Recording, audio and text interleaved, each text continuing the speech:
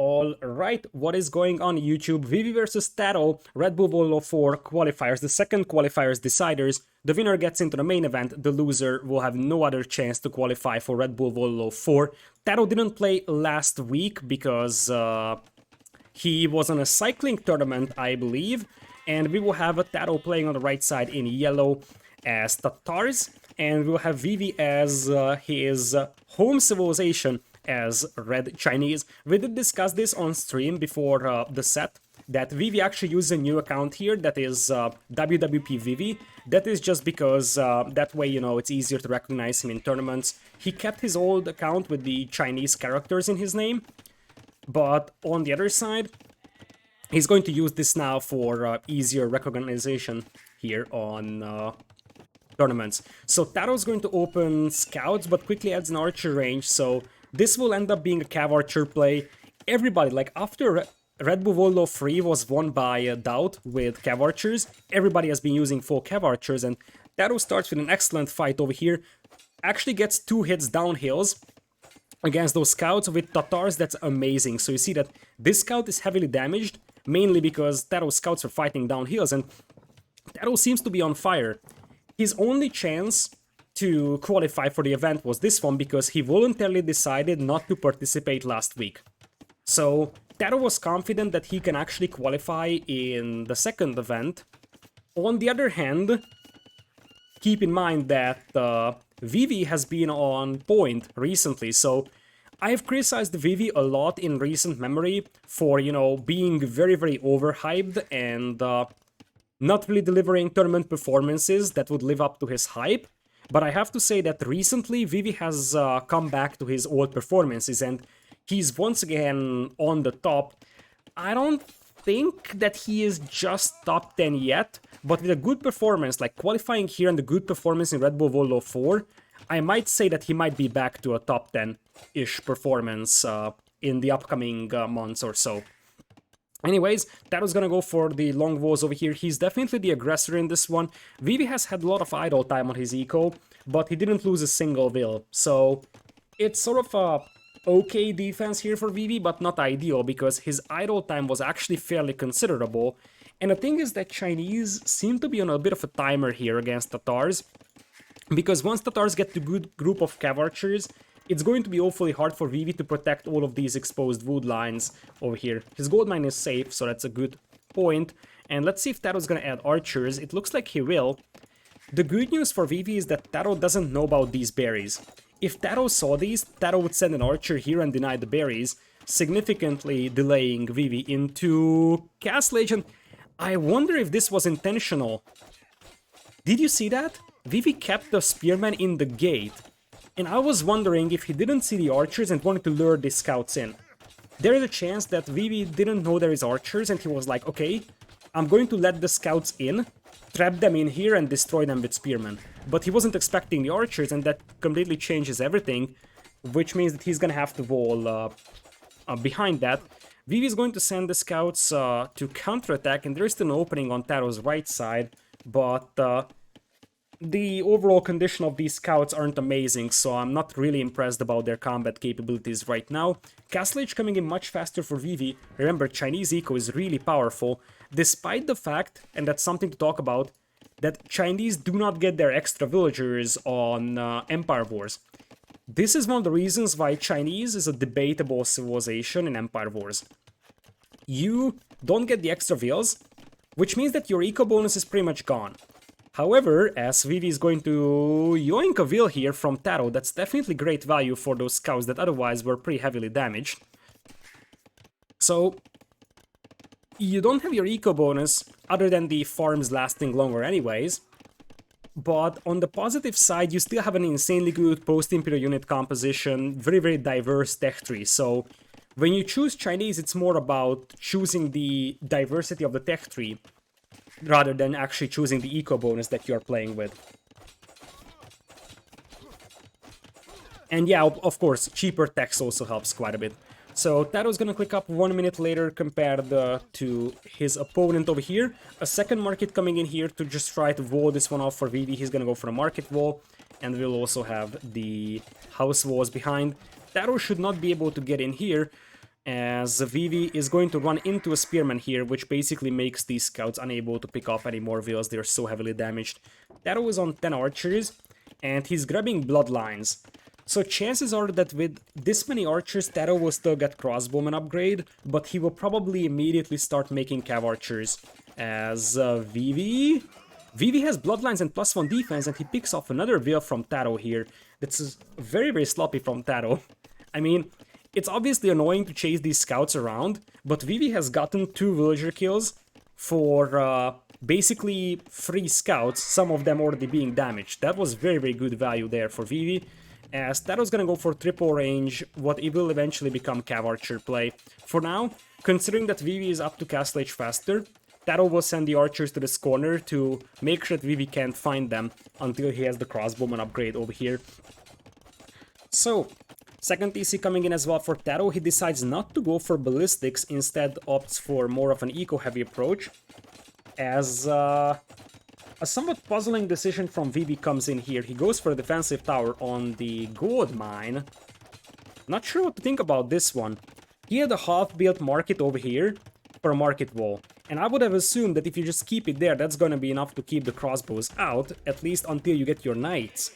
So, while this defensive tower will definitely help protecting your gold mine, and this will mean that you can send the knights forward, I still kind of dislike that overall, especially with the scouts running in. They will be able to start harassing those lumberjacks, and if Vivi's not paying attention, the crossbows could camp the bottom of this tower, and that's a disaster now for Vivi. He's off from gold. Vivi is trying to go for a forward siege workshop knights play over here. In fact, it's going to be a sneaky siege workshop that he's gonna drop over here on this hill, so it's harder for Taro to find. But now this is going to be very, very annoying for Vivi to fight against. He's got +2 defense here, but these crossbows have tumbling, and I feel like at this point Taro might just be content to snipe a couple of vills with these and be done with it. He's also harassing this wood line from the other side, so at this point the eco KD is at 5-2, and Taro will be on 3 TC soon. Vivi will only be at 1, as these scouts will actually find some value over here as well alongside the crossbows. This was some great value here for Taro. Remember that he didn't want to preserve those crossbows for long. That's little value to him. The value is in picking off vills with those crossbows and then transitioning to cav archers, exactly what Taro is doing right now.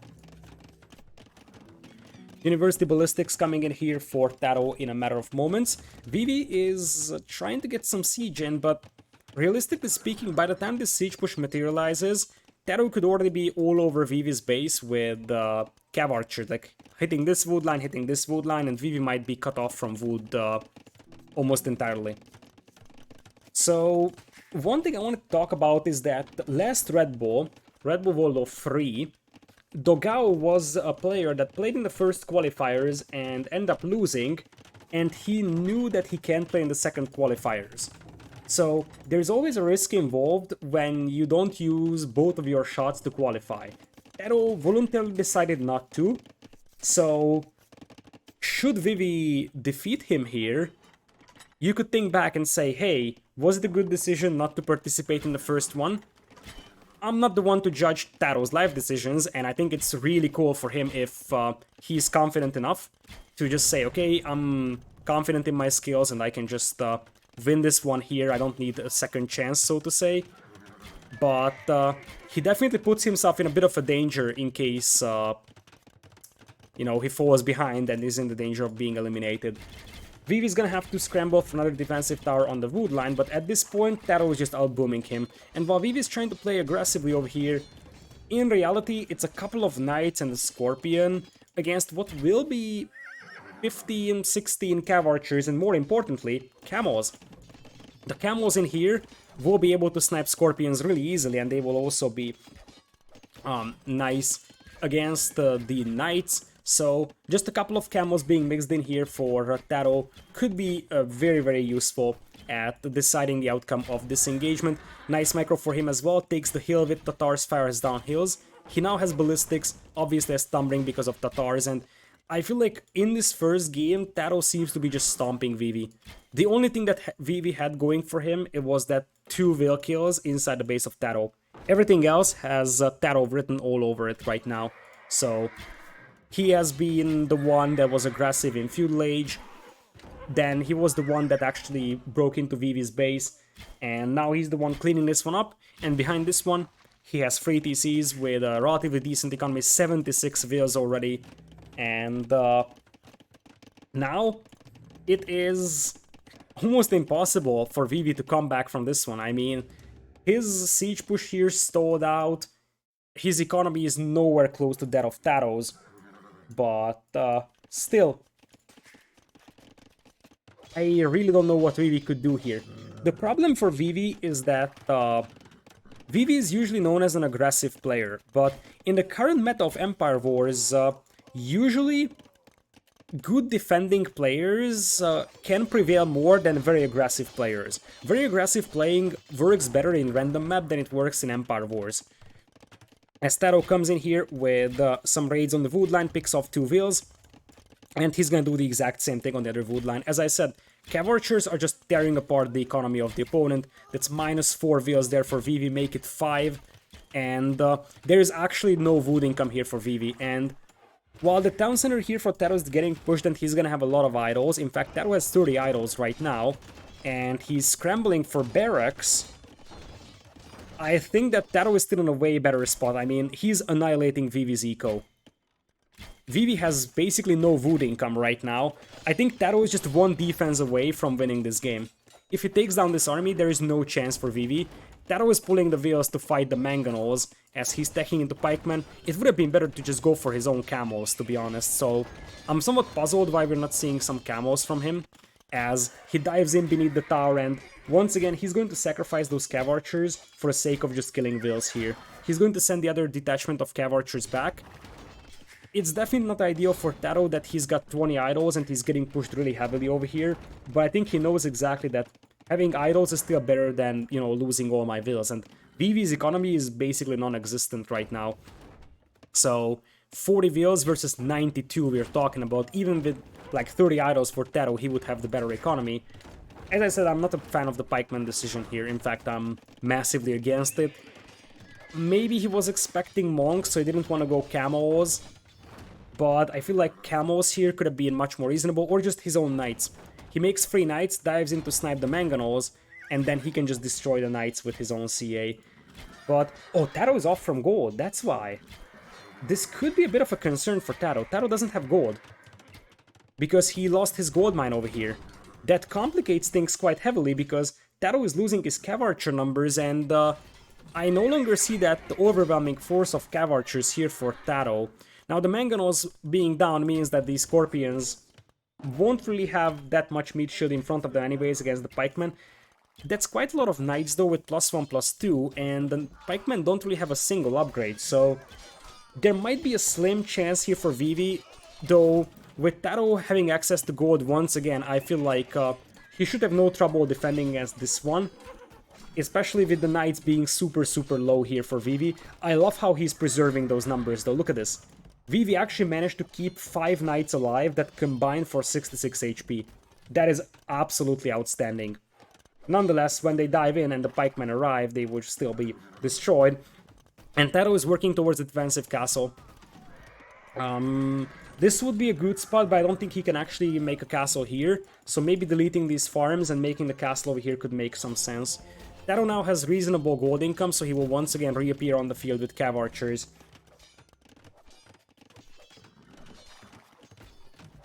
So, it's a 109 villas versus 46, it's the no eco versus boob heavy approach over here, as Vivi will dive in on the Cav Archers, and here's the castle. Once the castle goes up, Taro's gonna have the ability to pop out some Keshik to snipe the siege weapons, and Keshik Cav Archer is insanely hard to stop, I would say. It would also be interesting for Taro to delete this mill and open up this hole a little bit more, because the pikemen don't really want to be confined into this narrow choke point where the scorpions can shoot at them, but the castle goes up, and with that, there is just no chance for Vivi to ever push this, and Vivi is still 1 TC, 48 eco. If Vivi had 2 more TCs being added, I would say he's got a chance, but not like this. And Scalebarding and Keshik indeed will be added alongside the pikeman upgrades, but Vivi realized that, okay, he's not gonna break into Taro's base, looks at the score and says, okay, Taro's got this. Taro looking super confident in the first game over here, and he was just all over the place as he takes game number 1 over here. Obviously massive eco advantage, but that started when the feudal age aggression worked out nicely for Taro, so he seems to be on point today. With that, we will have Tatars gone for TaToH, and the Chinese will be gone for Vivi, and we're gonna have runestones in the hands of TaToH as he takes game number 1. So let's talk about the remaining civilizations here, and before that I actually want to talk about something else, and that is Vivi in Redbull Wololos, because that's something that is an interesting topic to talk about. So we're gonna have, where is that? Vivi played in the first qualifiers of Redbull Wololo 4, and he ended up losing to Sito 3-0. Sito ended up qualifying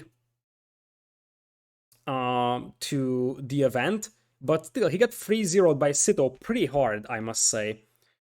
On the other hand, in previous Redbull Wololos, Vivi didn't really have amazing performances, if I am not mistaken. I'm not even sure if Vivi played in a single Redbull Wololo event so far. So, let's see. Let me go back over here.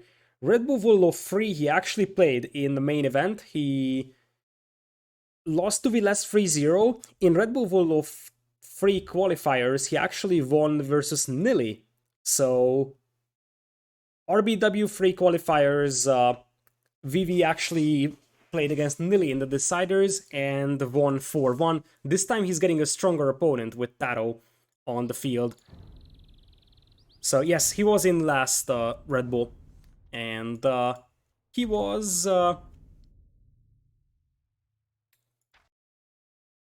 defeated by Viles in the early rounds.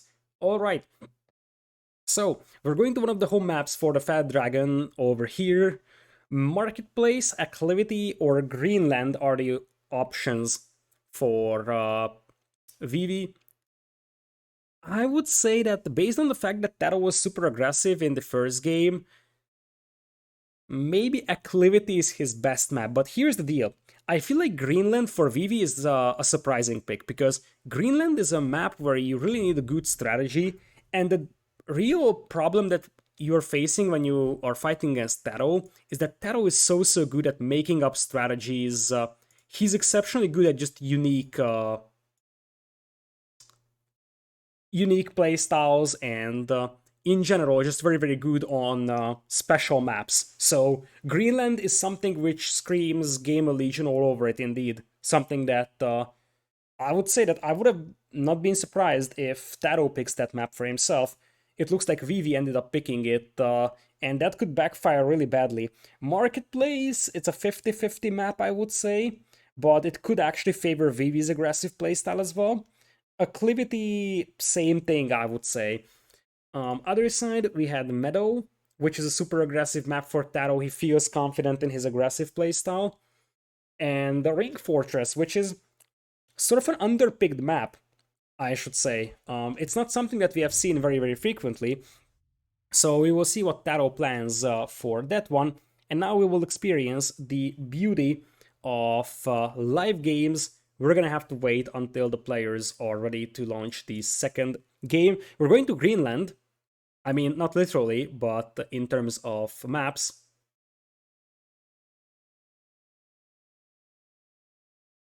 So we are gonna have for Greenland, I would say Saracens is a must-have Civ pick.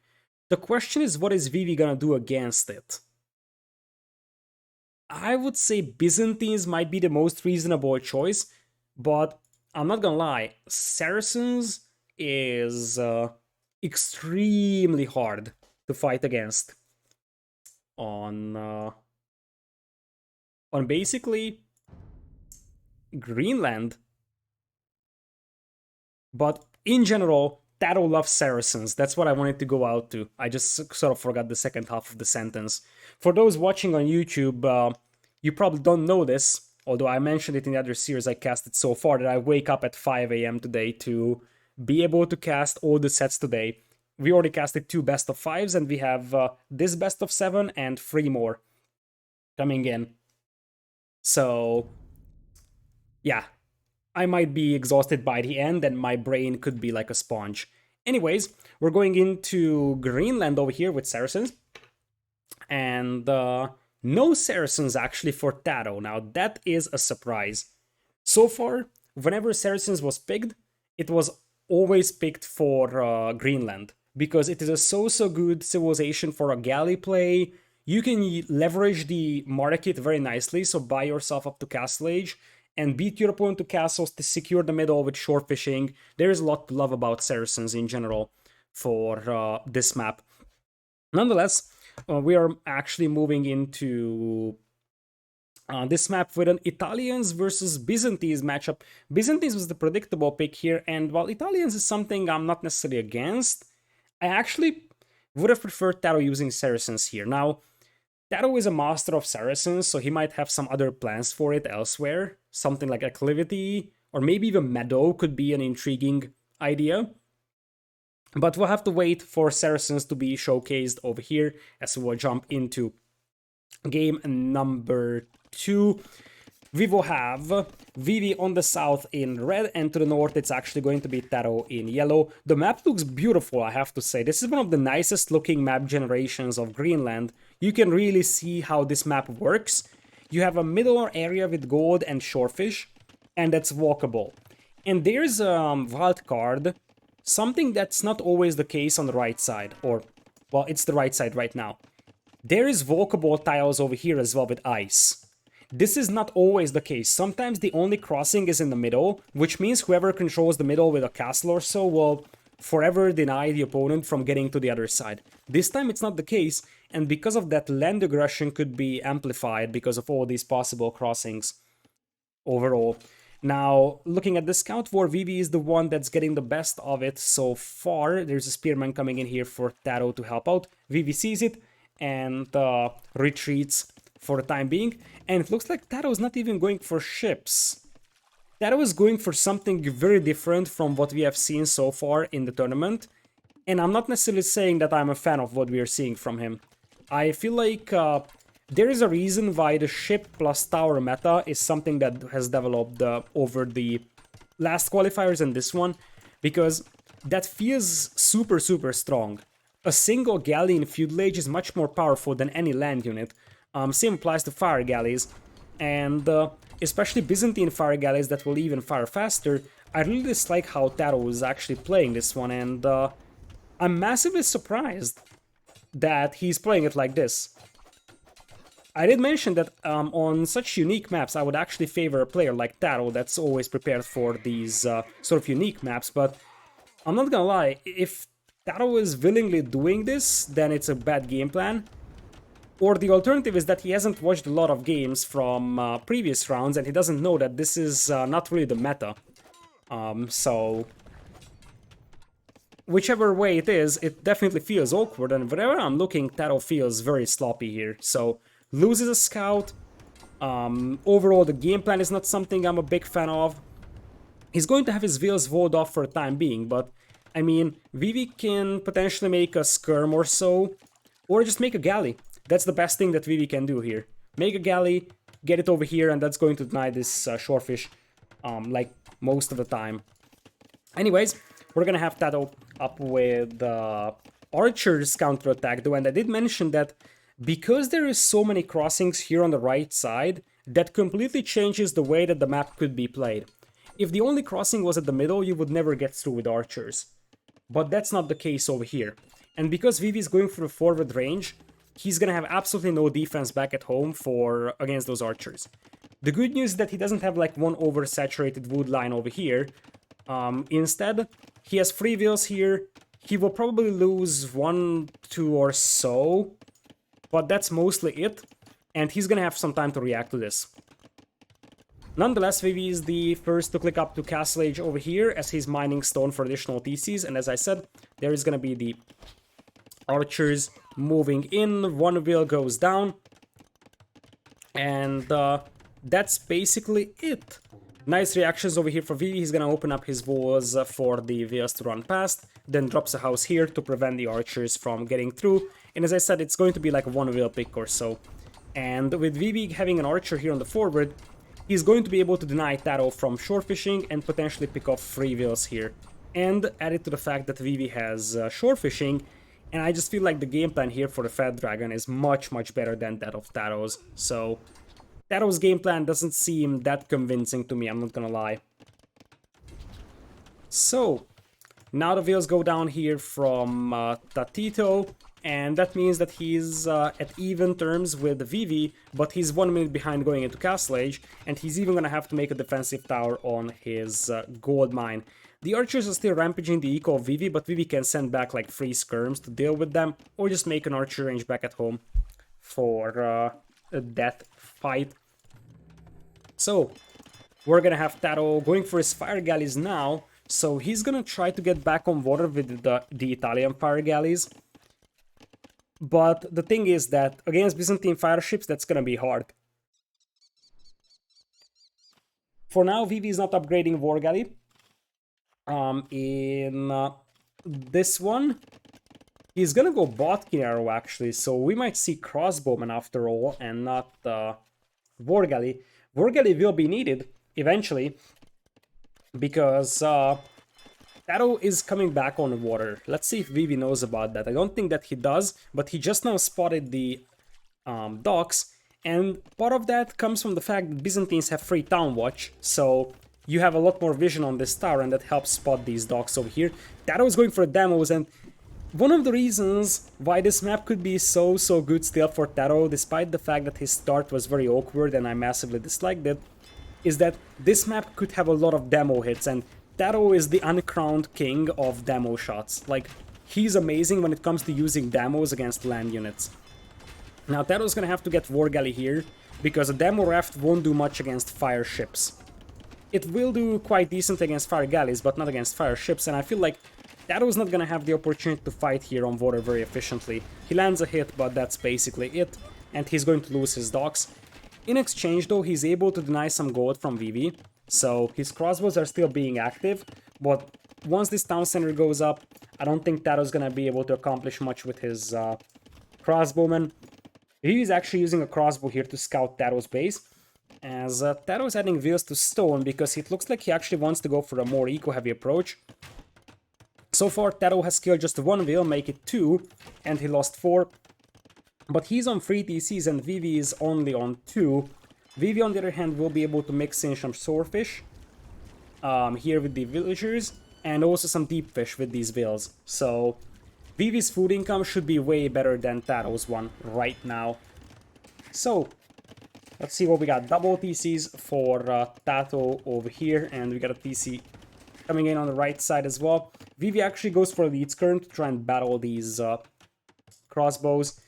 I really like how Vivi is using all the shortfish that he can here in the middle. That's actually an important part of this map. Like, you secure the map control, and then you go for a shortfish, although this mill would have been much better situated over here, because that would have covered more ponds. But anyways, right now, the wheel count is dead even.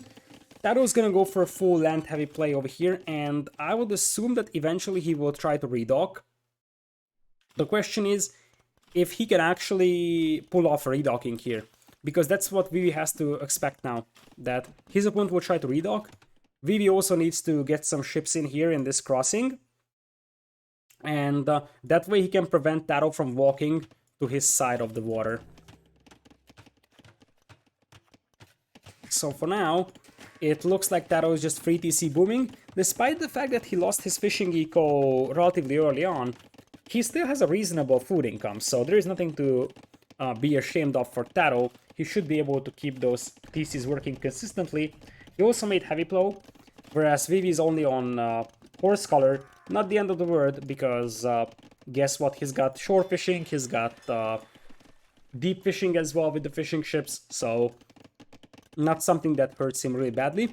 And Vivi actually is tacking into the skirms more and more, so it looks like his idea is just that he wants to deny this gold mine from Taro. He realizes that, hey, if this tower is on the left, I may be able to attack from the right, and indeed, Taro's gold income isn't impressive. He's getting denied of his gold mines, and now the skirms are coming to the right side. Taro saw them moving to the right, so he knows that they are coming, and this is why he's building houses here, but one of these houses is super duper weak, so guess what?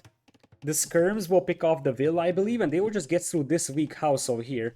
Vivi can either take this one down or this one down as well.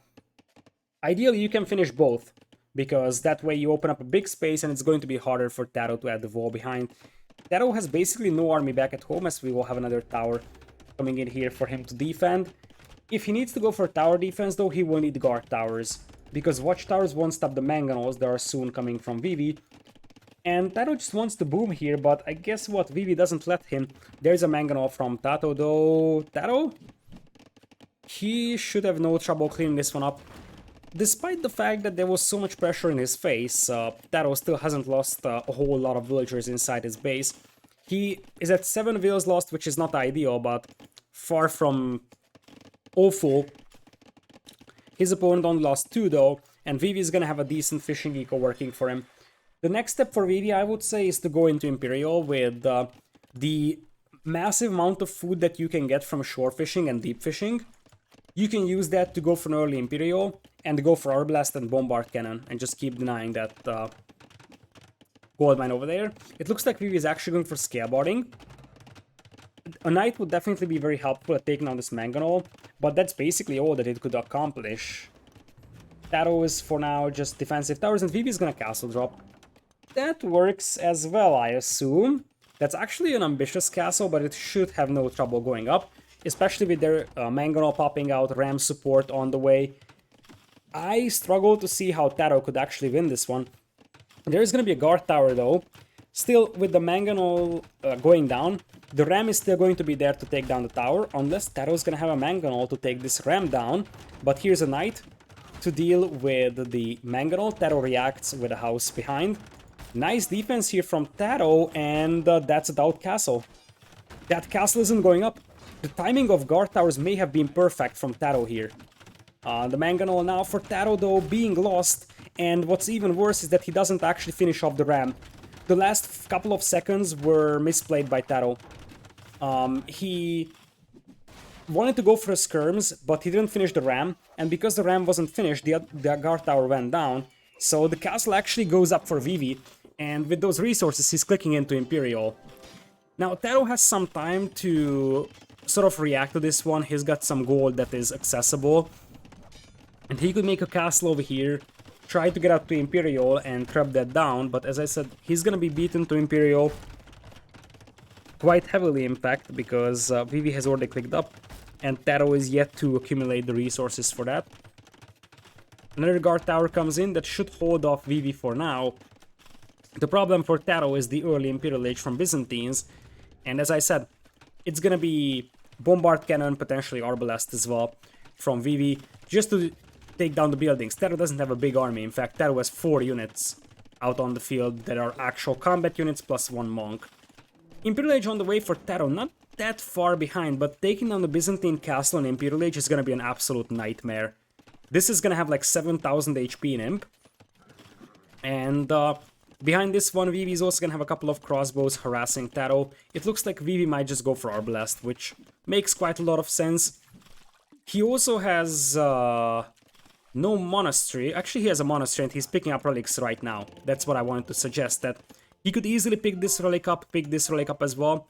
Maybe even yoink a relic from Taro's side. I'm not sure if there is any available that's exposed, but he needs to be prepared in case Taro holds. Taro should have a very hard time holding against this push here, as... are we gonna see Condottieri? that would be an awkward choice, but there is multiple barracks being built with no champions being teched into, no halberdier being teched into, and not a single unit being made, which raises the question of condottieri here for Taro. Now, arbalests destroy condos, but it depends on numbers, and condos could be very, very good at sniping bombard cannons, maybe even sniping trebs. Still, it takes some time for Taro to tech into condottieri, as the skirm and the arbalest numbers steadily grow for Vivi, as Vivi will try to potentially tower this wood line. Nope.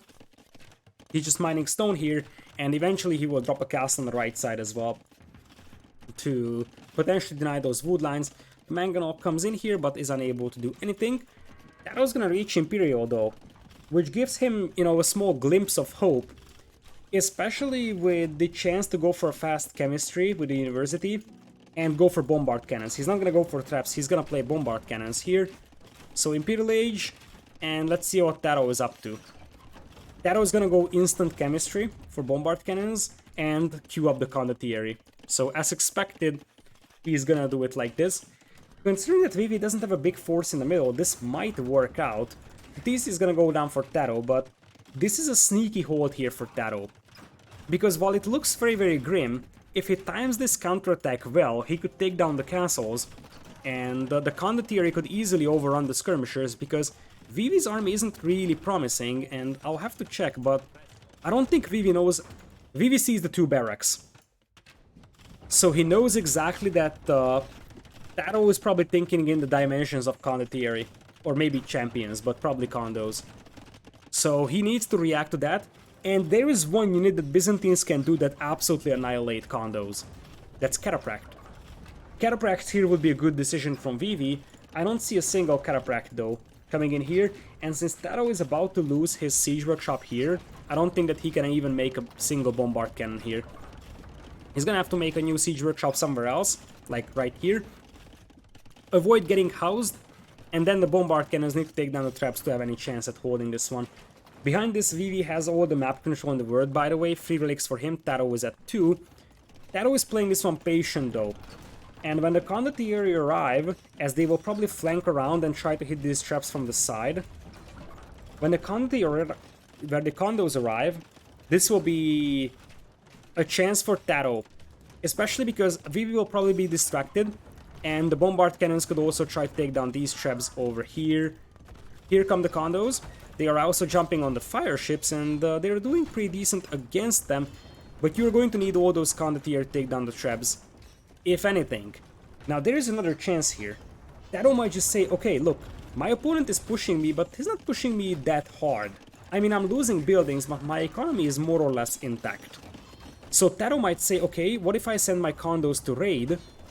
That will pretty much weaken Vivi's eco behind this one, and I'm going to use bombard cannons to defend here. Vivi's gonna go for Cataphracts though, and because of that you will need to take these castles down if you're Taro. He's gonna go for the raids, as he picks off a couple of villas in the middle. We are going to have skirms pushing in though. The biggest problem that Vivi is facing right now is that he doesn't actually have any like realistic combat units. Like skirmishers alone won't destroy the opponents entirely, even with siege support. As now we're gonna have a bombard cannon dodgeball here. A castle comes up for Taro for defensive purposes, immediately will be trapped by Vivi. The condos will arrive to Vivi's base though, and Vivi's gonna have to be cautious, because while his push seems to be promising for him, if Taro can actually facilitate a hold here, Taro is going to rate his eco to death, because now Vivi is dropping in will count quite dramatically. Vivi's army numbers are still way better, and he's the one trapping down Taro's castles, but guess what? Taro's got bombard cannons coming in to try and fight that. Taro lost his siege workshops, so he won't really have the chance to get more bombard cannons out here, and the condos get cleaned up both on the left and on the right.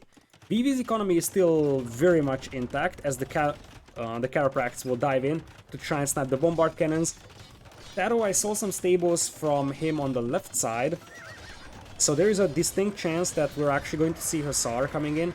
Taro's floating a lot of food, as he's still holding this, and this is the moment where Taro can pull the condos to take down the trebs and save that castle. He will need to do it like right now, but another bombard cannon pops out, and does it before the condos would, Taro is gonna hold this position here, and looking at the army numbers, Vivi still has the edge.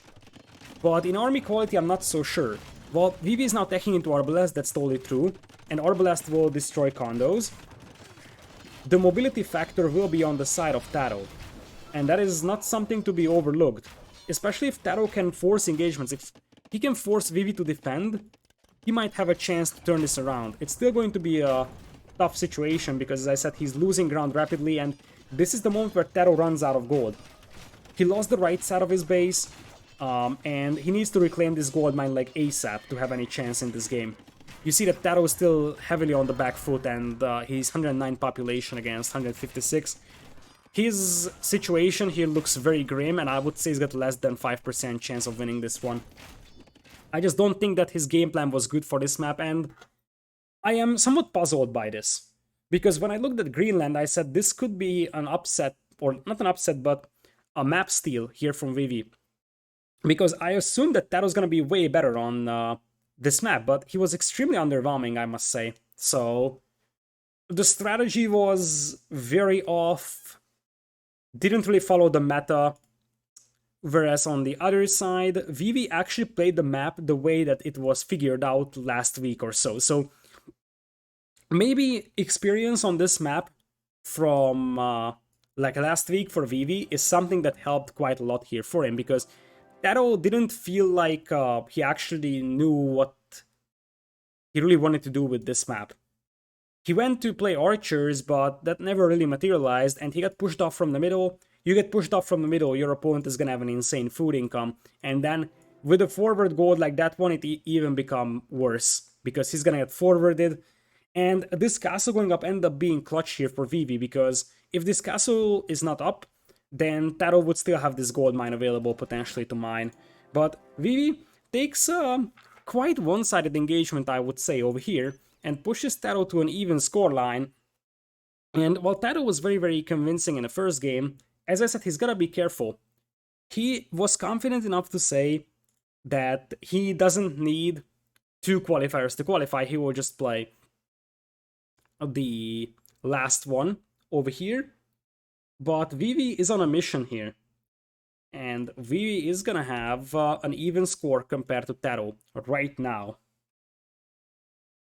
So with that, we're gonna have Greenland being taken by Vivi. Taro already took runestones, so we're now going to one of the home maps of our yellow player, Taro, over here.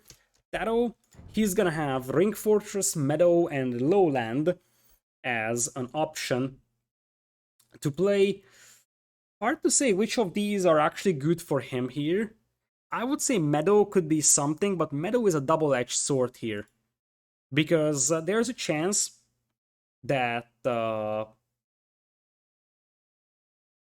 Meadow is aggressive enough that Vivi might also be able to play really well over there. On the other side, Taro is gonna have maybe Saracens for this map, and I think Saracens is a sneaky pick here. Like a fast castle crossbow play could be devastating. The other side, Aztecs is probably available for Meadow for Vivi. Then you have Marketplace, which feels like a Franks map to me for Taro, and probably something like maybe Ethiopians or Slavs for Vivi. Acclivity seems like an archer map, so I would say it's probably gonna be Ethiopians for Vivi there, and probably Mayans for Taro on that one. And then Lowland could be something like Indians maybe for Taro. It's awkward. He still has Britons available, but he also has Turks. Let's talk about that for a moment, because that's something that we haven't talked about. What exactly is Taro going to do with Turks? They are a very, very good cav archer civ. So maybe Turks is gonna be a pick for Acclivity for Taro. It's absolutely a possibility. And maybe Taro wants Mayans for Meadow because he's expecting Aztecs. That's something that we can actually think about as well. So there's quite a lot of options here still for both players. Right now, the score line is dead even, and let's see what the next game is going to be. There is no lobby just yet, so that gives us some time sort of to do some little bit of a chit chat over here in between the games. Yeah, Mayans are great on lowland. Aztecs are also great on lowland. The main reason why we're not frequently seeing Aztecs on lowland is because usually it is picked for meadow or runestones or something like that. So in general, Aztecs are almost perfect on any map that you can play them on. So oftentimes they're just not leaving it for a map like Acclivity or Lowland, because there is better options over there. I would have assumed that Lowland wanted to be Tatars initially, but then there was Berbers for Vivi, and because of that, I think Taro may have had to change his plans, because that was a super early Berbers pick for the Fat Dragon, by the way. The second Berbers pick. And that, to me, feels like a counter pick to the Tatars. Also worth noting that Magyars was the snipe of Vivi, so Taro's initial plan for Meadow may have been Magyars, and now he's gonna have to play something different. Maybe Turks even. Turks would be an intriguing pick for Meadow, because you could actually play heavy on scouts, go up into Castle Age, and you would get light cap for free, and then you have very, very good cav archers as well. So that would be an interesting idea as well from Taro. He is the master of these sort of unique strategies or unprecedented Civ picks, and Turks in his hands is definitely something that we will have to look out on. Especially with cav archers being this strong as nowadays they are, it is definitely possible that that's the reason why Turks were picked. So, we're going into game number 3 over here.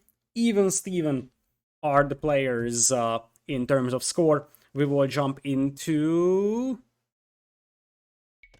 Lowland for Taro, one of the more slower paced maps. Something that's not super aggressive in Feudal Age, but relatively aggressive in early, mid, and late Castle Age in general. We're going to have Vivi on the south as red Berbers, and yellow for Taro in Indians. So Berbers for Vivi, I sort of feel like he expected Tatars to be used here. He already saw that his opponent was using it on Arabia, so I guess he's like, okay, whatever, but the initial plan before the set was probably like, okay, my opponent will possibly pick Tatars here, although it's not guaranteed, so I'm going to pick Berbers. But because Taro picked Tatars in the first game, Vivi was like, okay, whatever, I'm just gonna still play Berbers here because I have my other plans for the other maps. So that might be the reason why we're seeing Berbers here. Nonetheless, Berbers vs Indians is a decent matchup, I would say, for Berbers. We will see a lot of camel fighting in Castle Age, but reality is that Berbers should have the upper hand in camel versus camel fights. Plus, camel archers is not something that Indians have good answers to early on. So we're gonna have the mill coming up here on the Huntables for Taro. Taro is playing wide open, which is an interesting decision, as Vivi is gonna be open on multiple sides. What happened here for Vivi? Oh my goodness. I mean, I understand that he didn't have the time to wall this one off, but what happened here? It's not going to inflict a lot of damage on him, but these are things that you don't want to see for your sub, because you see that while this is happening, Vivi's gonna have an awful lot of will idle time. So, considering that he already spent some time walling, he's gonna be forced to defend as well. That's painful for him. Because, as things stand, considering that Vivi is not making any production buildings, he probably just wants to go straight into Castle Age. Taro probably wants to go relatively fast into Castle Age as well, but he's not walled. So, at this point, if Vivi went aggressive, Taro could definitely suffer from that, but it looks like Taro anticipated that Vivi is not gonna go aggressive. And as I said, 10 minutes idle time versus 1 minute. This 2 or 3 scouts that got into the eco is distracting Vivi so much, and it's forcing him to quick wall, forcing him to make spearman. basically just distracting Vivi heavily. And you see, look at this idle time. That is all because Vivi had to scramble for defense. He also felt a little too panicky, didn't he? Like, there was 3 scouts in his eco, yet he pulled 10 vills from a wood line. 3 scouts would never commit against like 6-7 vills over here. The end result is that Vivi had 14 minutes of idle time, and he also made 4 spearmen, far from ideal over here, as Taro was actually going to click up into Castle Age earlier because of that. Vivi probably also had a fairly unbalanced eco because of that. So I'm fairly certain the reason why his eco is this unbalanced is because he was focusing so much on the defense. But this buys a lot of time for Taro, and now the question is, are we gonna see Cav Archers? Because while the Camel Archers would definitely obliterate the Cav Archers eventually, getting into Camel Archers is pretty challenging and takes quite a lot of time for Vivi, especially because Taro has scouted the interior of Vivi's base and he sees that Vivi is not on stone. Which means that Taro probably knows that Vivi is not gonna go directly to Camel Archer, so Cav Archers could work. Alternative is that you just flood Camels, as Taro is mixing in a couple more scouts. He kinda has to, because his base is wide open. So he needs to have military presence to avoid getting overrun by units, but you see that he's gonna have a minute advantage into Castle Age. And let's see if we are going to see 3 stables, or just a double stable Knights play overall. For him, he's going to slowly start walling himself up as well, as we will have TaToH with Indians. Bloodlines just kicking in now for him. He's expecting camels because he's going for forging. So, camel is the name of the game here for Taro.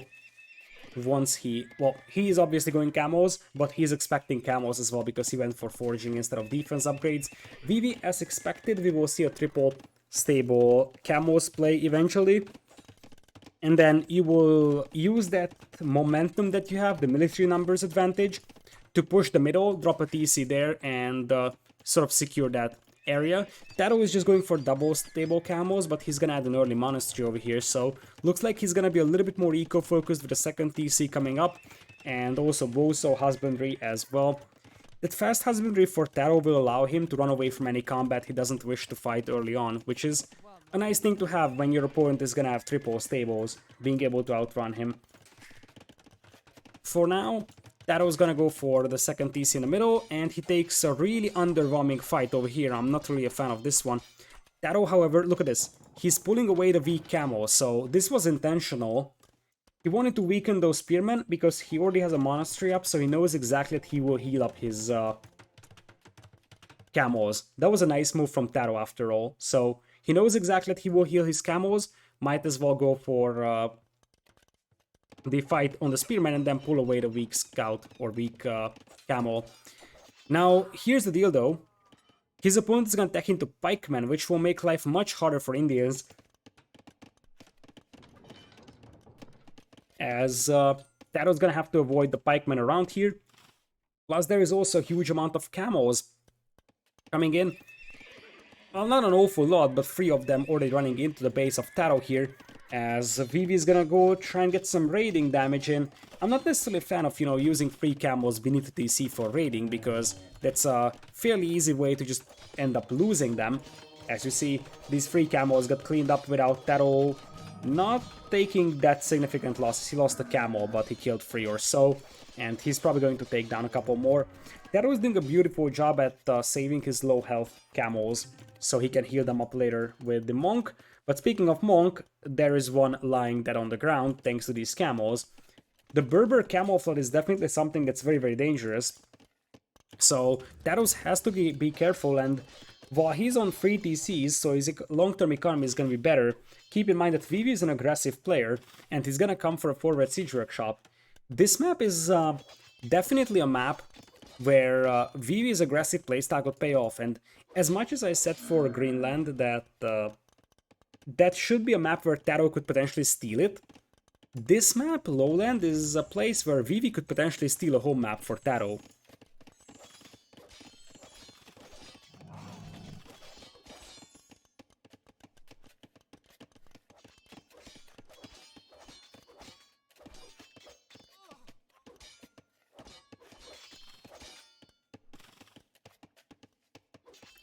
Raids coming in now, as the first Voyager casualty of the game will be followed by a second one. Vivi is the one taking down those wheels. He's still behind by 10, but he's forcing a lot of idle time on Taro's economy, and I feel like if he actually launches a push here with some camels, pikemen, and mangonels, Taro might be in danger of losing that TC. Speaking of that TC, Taro doesn't know about the Siege Workshop.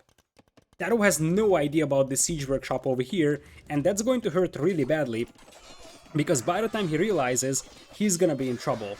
Now, the army numbers are still better for Vivi, but he kinda has them scattered all across the map, which means that he's gonna have to retreat, and for the time being, we're gonna have 2 mangonels shelling this TC. Taro has enough stone, so he can actually do some repairs, and he's rushing up another monastery over here, so he feels like he needs another monastery to be able to fight the camel plus pikeman army of his opponent, and Taro's gonna have to spend a lot of wood on repairing this.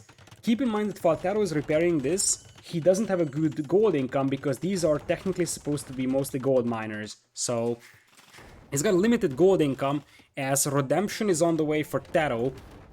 Redemption Monk defense might work out here, as Taro is even yoinking Relic from the right side. He seems to be pretty chill about this push, I have to say, as the monks are now coming in, and let's see if Vivi knows if it's Redemption or not. He figures it out really fast. That's 2 blazing fast conversions for Taro on those mangonels. Those were some super fast conversions, and by the time the monks are being picked off, the mangonels have been converted, at least 2 of them. Taro is still going to be in a tough spot, because there's a third mangonel over here, and there could be new ones coming, but you see that Vivi is changing strategy here. He's gonna be like, okay, we're gonna go for rams instead, because the monk has to walk up to the relic to be able to convert it. Another mangonel comes in here, as the camels will try to dive in. Taro doing his best to snipe it and cut off its escape path, but reality is that Vivi did a nice job protecting that, and Vivi even gets a nice conversion on top of it. This mangonel is just going to be forever attack ground over here. So, bit of a misplay over there from Vivi, though, unpopping the ram while he was chasing the camels with his army, and I think Taro was just intentionally drawing away all these camels from the battlefield in the hope that he can take a good fight here and maybe try to convert that Siege Workshop and prevent Vivi from pushing. So, yeah, Vivi kind of has to stop chasing this and come in here to push this TC if he ever wants to progress further, because keep in mind, Vivi has to progress real fast over here, because Taro is growing bigger and bigger in army, and soon it will reach the domain where Taro will also be able to afford free stable camels production without any problems, because while his opponent has cheaper camels, Taro's gonna have the better economy here. As now, however, Taro's army seems to be running dry here. I only count 5 military units, 2 of them being monks, that also get surrounded because the TC is full of wheels. Taro wanted to jump into the TC with the monks, but that didn't happen because the TC was full of wheels, as it looks like the wheels will take down 1 ram, but still, actually the second ram also goes down, but Taro is going to lose quite considerable amounts of his wheels, so he actually saved all of them. That's amazing from Taro. He saved all 15 wheels that were originally inside his TC. Still, that's going to be another camel coming in, and eventually these low HP wheels will actually go down. So many of them are damaged quite heavily, as there's a conversion for Taro over here in an effort to try and snap down the ram. Taro knows exactly how important that ram is, and he's doing a beautiful job jumping out of the town center with the wheels, sniping the ram, and then jumping back in. That is just very, very well done here from Taro. Still, Taro has an awful lot of idle time on his wheels, so you see 1 hour 40 minutes versus only 30 minutes from his opponent.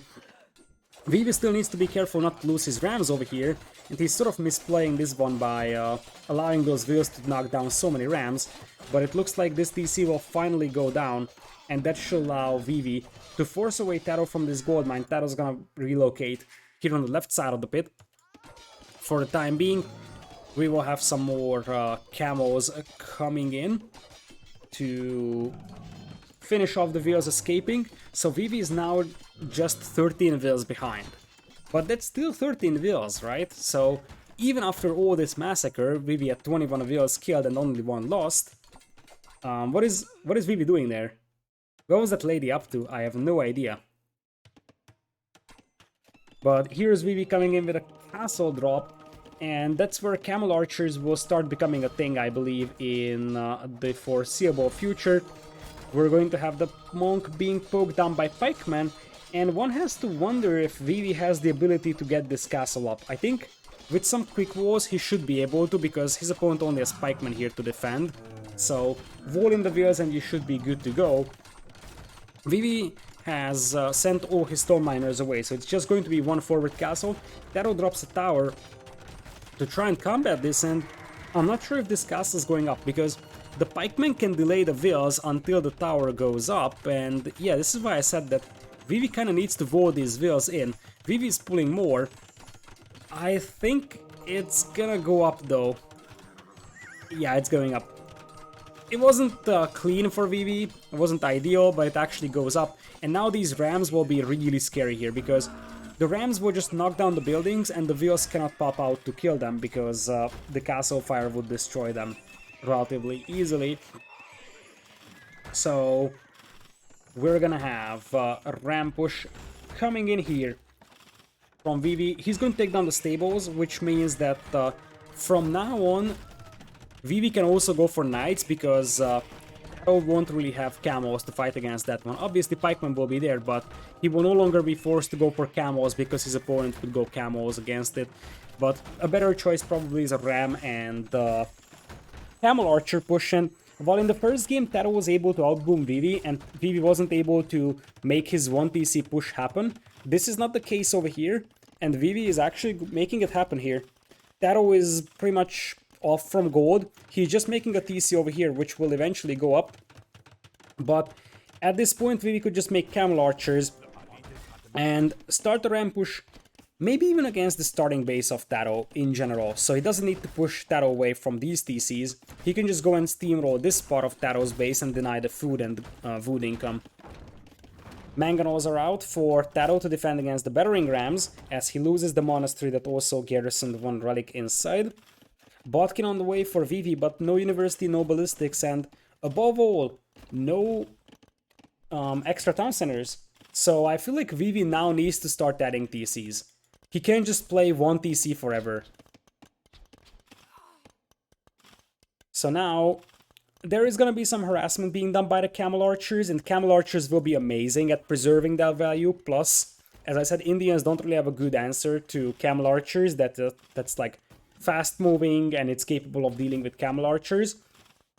So once those camel archer numbers rise, Vivi will be in a great position. Still, Taro has a 17 Wills lead right now, and Taro is mining stone like a madman as well. So he wants a defensive castle, maybe on his gold. The thing is that if you make a castle here, that's not going to be ideal because it's down hills, but you might need to do it because your gold mine is so valuable there. And if Taro gets pushed off from that gold mine, that might be game over for him, because I don't see any other gold mine being accessible to him.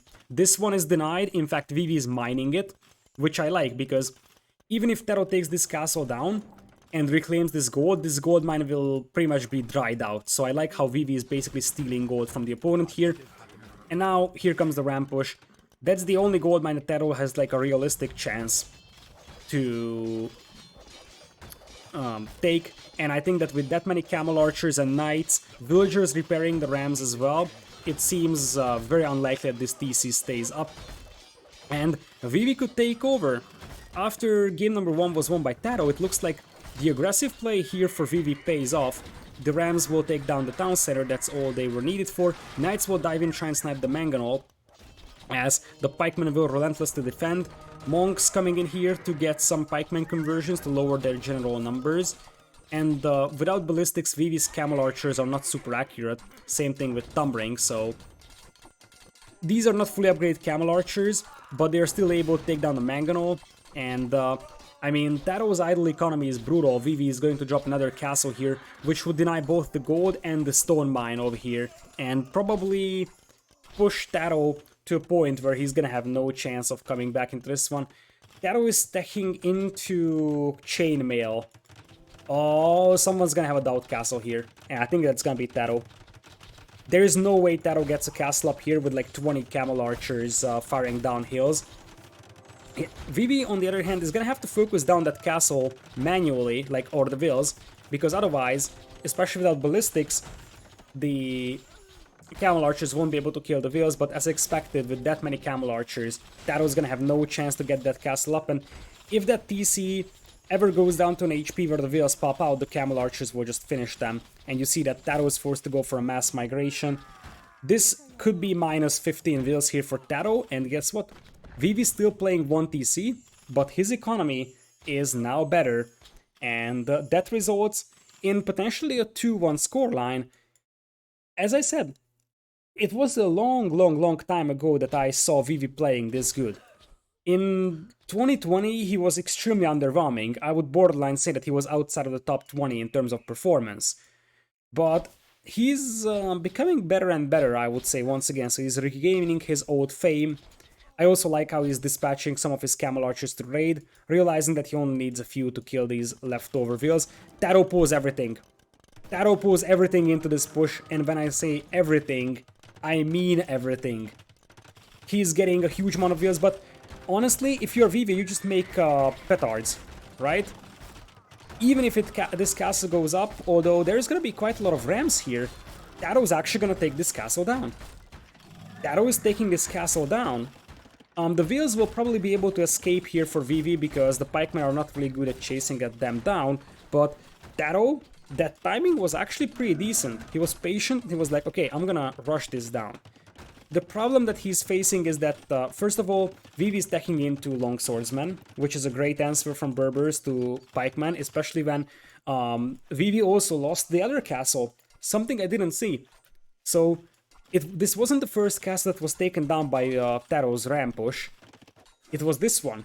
And that explains why we're not seeing more camel archers against the pikemen and we're seeing more and more longswordsmen. It's because, guess what? The ram push over here is something that is very scary, and that's the only answer that Vivi has right now. Now, Berbers have fully upgraded infantry line, even in Imperial Age, so that's actually a nice thing to have for them. The villagers sort of sacrifice themselves to take down the rams, buy some time for longsword numbers to be there. Right now it's men-at-arms with +1 attack, and that's it. But longswordsmen will be in a matter of moments, and behind this one, look at Vivi. It looks like Taro just found this gold mine, because he was fighting for the other gold mines, yet this gold mine is pretty much untouched. Nonetheless, Vivi's gonna have camel archers inside the opponent's economy, and Taro's mobility is non-existent right now. So Taro just has no chance to chase down those camel archers. Those will forever rampage his eco, and I feel like when the longswords arrive, Taro is gonna be in trouble. Taro tries another castle though. And I don't see Vivi being able to stop this with all his camel archers being here. Is Taro gonna pull a miracle here? Because this castle is gonna go up, and that pushes Vivi off from that stone. The good news for Vivi is that he's got additional gold mining operations everywhere, so it's not the end of the world over here, but one thing is sure, Vivi is slowly losing control over the middle, and since no players are going towards Imperial, this buys some time for Taro, and keep in mind, Taro is still 4 TCs, Vivi is at 3 only. So Taro has a lot more focus on booming, but as I said, as long as these camel archers are alive, this is gonna be tough for Taro to handle. But what if those camel archers go down? Vivi cannot replenish them, and this is something not to be overlooked, that Indians don't have a good answer to camel archers, other than preventing camel archers from being trained. As Vivi finds a couple of gold miners here for Taro, so Vivi killed 62 vills in this game, Taro killed just 18, but look at that trap. Look at that trap for the camel archers, and Taro, this could be a massive move in this game. Because all the camel archers going down means that Vivi right now has no camel archers, and in that case, I mean, Indians are completely legitimate as a civilization. Vivi's gonna drop a castle here as well. Taro reacts with double towers. This game is pure craziness in here. The towers will go up, but I think the castle is also gonna go up over here. I don't think that Taro can stop this one, especially with that many longswords flooding and just soaking up the arrow fire, which once again forces Taro away from the gold mine. Taro, knowing that his opponent doesn't have murder holes, he's actually going to go with the vills attacking the castle here. Look at all the arrows flying all around. Towers, castles shooting at each other as Taro's gonna have to evacuate the wheels. That's the problem that he's facing. If he jumps out of these towers with the wheels, they will get killed. So now Vivi takes over in eco, and I mean, as long as the longswords are just fighting pikemen, that's going to be good fights for Vivi. And he might be able to just force Taro away from his gold in the middle. And now, with a castle up for Vivi, he can once again go back on camel archers. No one is still close to Imperial. This is sort of a forever castle age game, as this time Taro goes to the right side to mine some gold. But once again, Taro doesn't have any defense over here on those gold miners, so long swords or camel archers could raid them very nicely. Vivi now possessing a 16 wheels lead, and I think the more I'm looking at this, the more I'm thinking that Taro is in a rough spot. Taro has 0 on a wood. His wood lands got raided, and like the left side is out of wood, the right side is getting raided, and the middle is once again a place where he can't access wood at. Which means that currently Taro doesn't have wood income, and in the moment that Vivi finds this gold mine, Taro is just going to tap out. And blood in the water is what Vivi is feeling, because he takes 2 in a row. And while I don't like his super all-in-ish playstyle, because I think he's very late adding additional town centers, I like how he's playing aggressively, but he's quite late adding eco behind that, and that often means that even if he kills so much from his opponent, he's still going to fall behind. But regardless, the results are here for Vivi, and as long as the results are coming, that's going to be alright for him. So Vivi now winning his own home map and winning the home map of Taro as well, Lowland. As I said, this is a sneaky map because this could definitely be something that Vivi likes to play on. Overall, economy-wise, you see that Vivi ends up having better, but that is because in the second half of this game, Vivi had a much better eco. But early on, Taro was way better in terms of economy over here, but obviously, gold income is a massive factor here. 11,000 versus 6,000 is just enormous. And also, Vivi with 93 will skilled versus 21 to seal the deal in game number 3. And that makes Indians a civilization lost by Taro.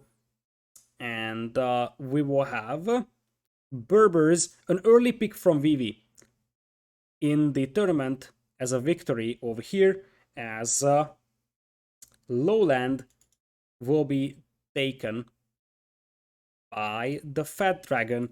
Scoreline is 2-1. There is still quite a lot of games to be had over here, so Vivi needs to win 2 more to end up winning the set.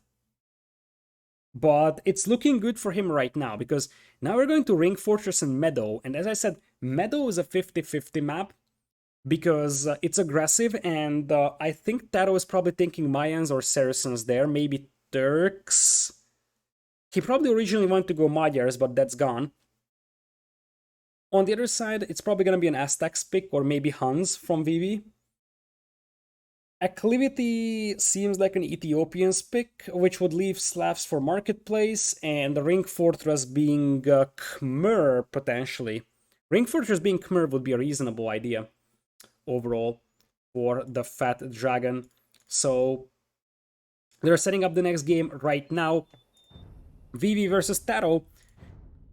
Taro did play in the previous Red Bull, I believe. Let me check that out while we're waiting here for the next game to start.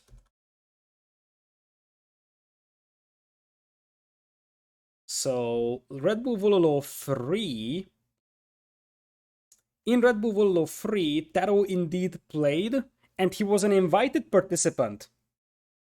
So he didn't even have to qualify, but he lost in the group stage in a group that had Leary, ACCM, Daniel, and him.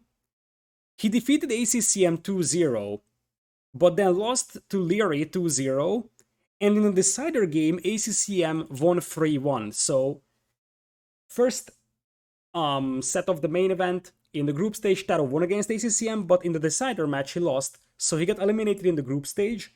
Because of that, he wasn't invited for this one, and thus has to qualify.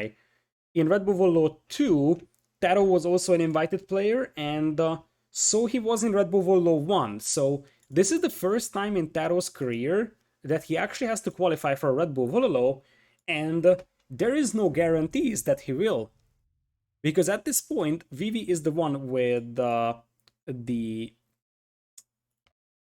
more points, and as I said, for the maps remaining, Acclivity, Meadow, and Marketplace, I think are all 50-50 maps.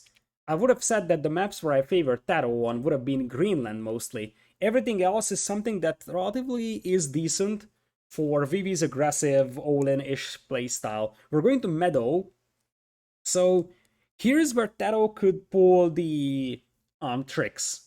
He can play Saracens for a fast castle crossbow play. He can play Turks for like a light cav, like scouts into light cav into cav archer play. He can play Mayans, just for being Mayans, or maybe even Franks is an option. Other side, it's more likely to be Aztecs, maybe Slavs or Huns or so, as we'll have good old-fashioned Franks versus Huns. So Saracens is still kept in the pocket for Taro. He's a master of Saracens, and I'm really curious what he actually wants to use it for. But nonetheless, we'll be jumping into game number 4. In a matter of moments, Marketplace, Ring Fortress, Meadow, and Acclivity remaining. We're going to have Meadow coming in for TaToH, as we will have a Franks versus Hun matchup. A matchup that favors Huns by a massive margin, I should say. Because if you think about it, Huns are just as good as a cavalry civ as Franks are, but added to the fact that Huns will also have the versatility of going for cav archers, and I'm actually favoring the civ pick of Vivi here. We're going to have the Fat Dragon on the right side as red Huns, and on the left side is going to be Taro as yellow Franks. So looking at the wood lines, it looks like we're going to have a fairly spread out wood line over here for Taro, who's going for a stable, as you would expect for scouts. Vivi is going to go for his wood line defense. He's got a very unlucky wood line spawn, though. Vivi's got a super unlucky wood line because they are so far away from each other that it's not easy to wall them off. There is some wheels being stuck here, and so far it looks like Vivi hasn't caught the start really well. Like, that wheel was idle for a long time, these wheels have also been stuck. And the thing is that when you have so spread out wood lines, archers work much better. When you have like one concentrated wood line like this, you can wall like this, and you can also drop a tower to defend against archers. These are much more defendable than these are. So yeah, Vivi's gonna go for defensive tower here, but that means that these wheels are completely exposed to archer fire. Good news for him is that he's up against Frank, so archer fire is not a primary thing here. One of the reasons why Taro apparently seems to be happy to take Franks here is because Meadow has quite a lot of extra berry patches. So he could get a nice little extra food income from that. But that's basically the entire thing that he's getting for Franks over here. Everything else I favor Huns with. So we will have Vivi going for heavy farming over here, all of that without horse colors, something I sort of dislike, and it looks like he's mining a bit of a stone as well, to sort of compensate for the fact that he made a defensive tower. Just has one stable, obviously, but only one scout inside. Right now, free scouts versus free scouts. Neither of the players are playing this one super aggressively. Right now, Vivi is going to end up losing one of his scouts over here as Taro brings in a Spearman too, and I feel like Taro has caught the start a lot better than Vivi did. Something that was very similar to the Runestones game that we have seen. So Vivi is coming in with basically no gold mining, he's full on food. Same thing for Taro, but this actually favors Taro quite heavily, because Taro's gonna have the Frankish berry bonus. Taro also has the Frankish farms with free horse color on them, so I actually like Taro's position a lot more here in Feudal Age. We will see what happens when we go to Castle Age, because I think it's going to be a triple range cav archer play from Vivi, but until then, Franks should have the upper hand in this one. Vivi is coming in here with his own scouts, try and get some damage done, but there is absolutely no wheels to pick off. in here. He could try harassing the gold mines. He could try harassing the berries, but that's the best thing that he can accomplish. Vivi is chasing with a huge horde of spearmen over here, so something that we have seen quite a lot here. And look at Taro. He's got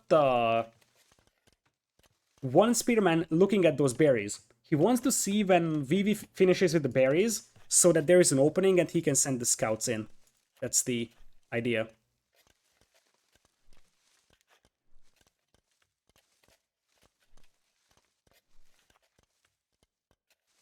So, coming in with the scouts is Vivi, but with the 4 spearmen here, this could work out for him, because Taro's scouts are actually on stand ground apparently. He's not fighting with them. Taro, that was quite heavily misplayed over here. Still, I don't think that Vivi will be able to accomplish much, and Vivi also sees that there is a range coming in, but here's where I'm starting to say that, you know, Frank's range is not something that I'm super happy about. I mean, they have crossbowmen, sure, but Franks want to play their cavalry play, and whenever archer range starts popping out for Franks, that's an alarming sign that they are not playing their ideal units or unit composition. In contrast, Taro's gonna click up to Castle Age a little faster, so he's gonna have the knights early on. Because he's faster to Castle Age, it could make some more sense to just go for like full knights and try to overrun Vivi with knights before the Cav Archers become a thing, because Cav Archers need some time to be mezzed, and Vivi is just now about to click up to Castle Age. So early knights could definitely be a very, very strong opening here for Taro. It looks like Vivi also went for a second tower over here, as he is still mining stone with 1, and to no one's surprise, it's gonna be triple range Cav Archers. But because the map is relatively open, he wants to play this one safe, and this way he's playing with archers for now. He's going to upgrade crossbowmen, but he won't actually make more crossbows once he reaches Castle Age. He's gonna stick with like 10-15 crossbows. He will use them as flanking units and try to hit Taro's wood line, which is, by the way, wide open. If 5 crossbows find their way in here, that could be a disaster for Taro. Taro indeed didn't go for the wood upgrade, and the only reason why he has the farm upgrade is because, guess what? He doesn't have, or he's Frank's, so that's why he has the farm upgrade. That's what I wanted to say. So, yeah, it's interesting that Taro didn't get the wood upgrade, and that's a great move from Taro. He realizes that, hey, these guys can jump into towers, right? That's a very, very sloppy as well from Vivi, and this could be an enormous thing here for Taro. He picks off 2 wheels, and these archers can keep harassing the others. The other wheels on this side had to jump into the wood line, and or jump into the tower, and just take down the archers, or at least scare them away for the time being. Taro is up to castle, and we're gonna have knights coming in here soon. For him, double stables, actually triple stables, and double monastery. Triple stable, double monastery assumes that the opponent is gonna go for cavalry, which is surprising because Vivi is going for 4 range cav archers. Now here's Vivi to retaliate, arrives a little too soon though. He needs to arrive when the crossbowman is in, but Taro has an overchop on his wood line. Taro has an overchop here, and even with archers, this could be a lot of damage done. As I said, if these were crossbows, this would have been way better for Vivi. He was just a little too early arriving to the party, but still, Taro is stuck in here, and he didn't go for the defensive tower early on, and he's gonna pay the price now, as all the whales that were killed by Taro throughout the game, like for example here, bashing through the wall and killing those, will be nullified. If Taro wasn't actually destroyed here, he would be in a dominating position, because he actually destroyed Vivi's wood income over here, and that's going to be something to monitor, because Vivi will need wood to keep making cav archers. But behind this one, as I said, he's got crossbows lurking all over the base of Taro, and eventually he's gonna start pumping out some cav archers. He still has the gold, he still has the wood for it. Only 8 on wood is not impressive, but it's enough to get some cav archers until you can actually secure this position. An overchop almost costing a lot more wheels once again for Vivi, as he's just trying to hide these crossbows on the left side for the time being, and we'll have them move up on the berries. Well, not berries anymore. It used to be berries, but this is now farming eco for a yellow player.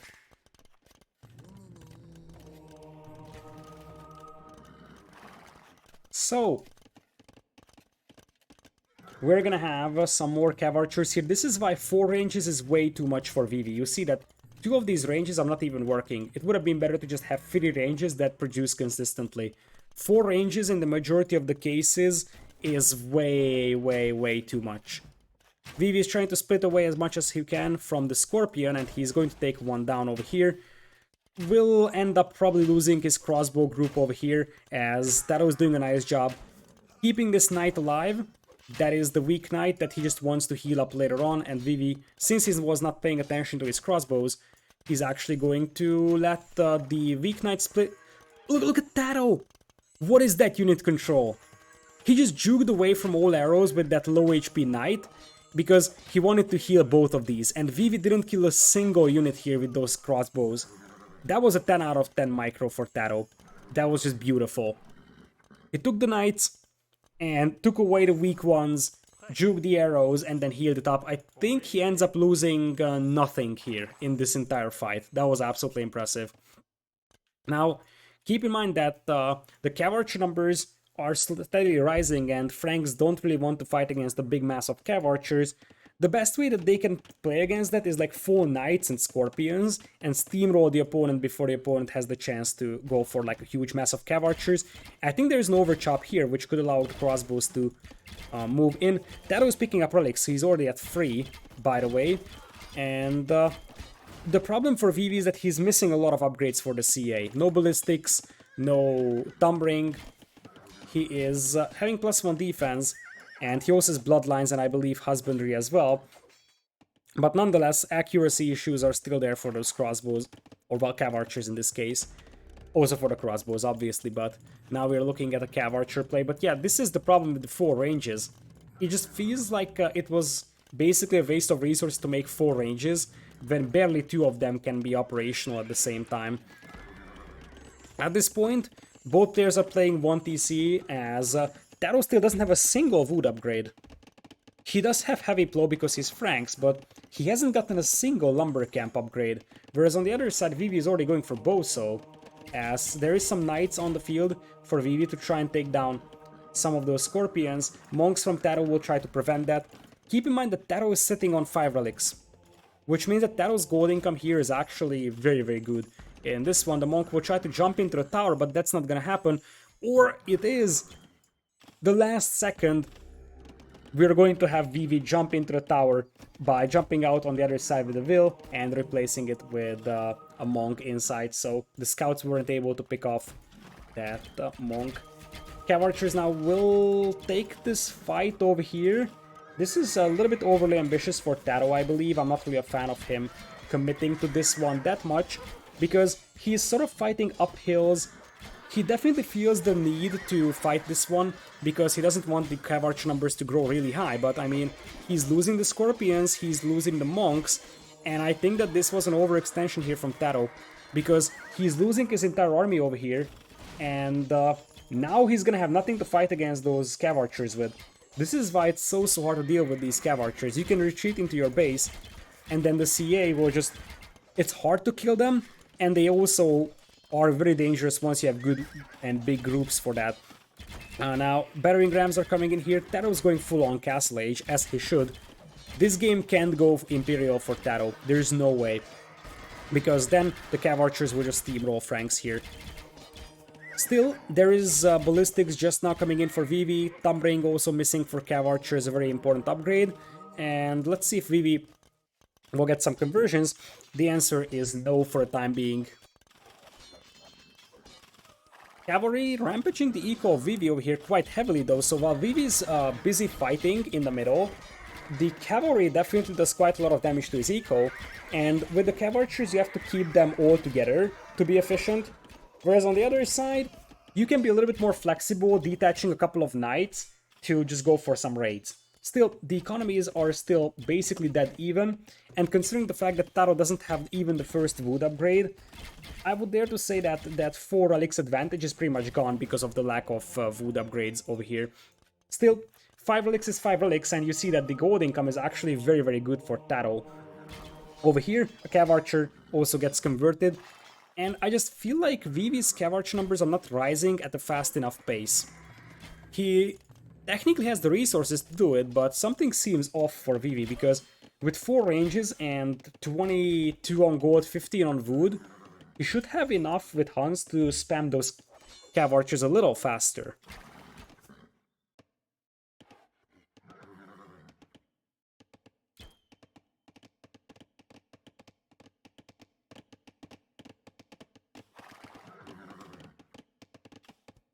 Knights now coming in, as there was once again an overchop here by Vivi, but Taro won't be able to break in.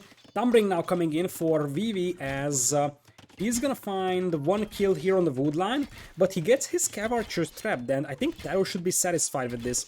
He could have pulled that Scorpion to kill that cav archer group while the knight was blocking the escape. Now it's not that great for Taro, because the cav archers will escape and another wheel goes down.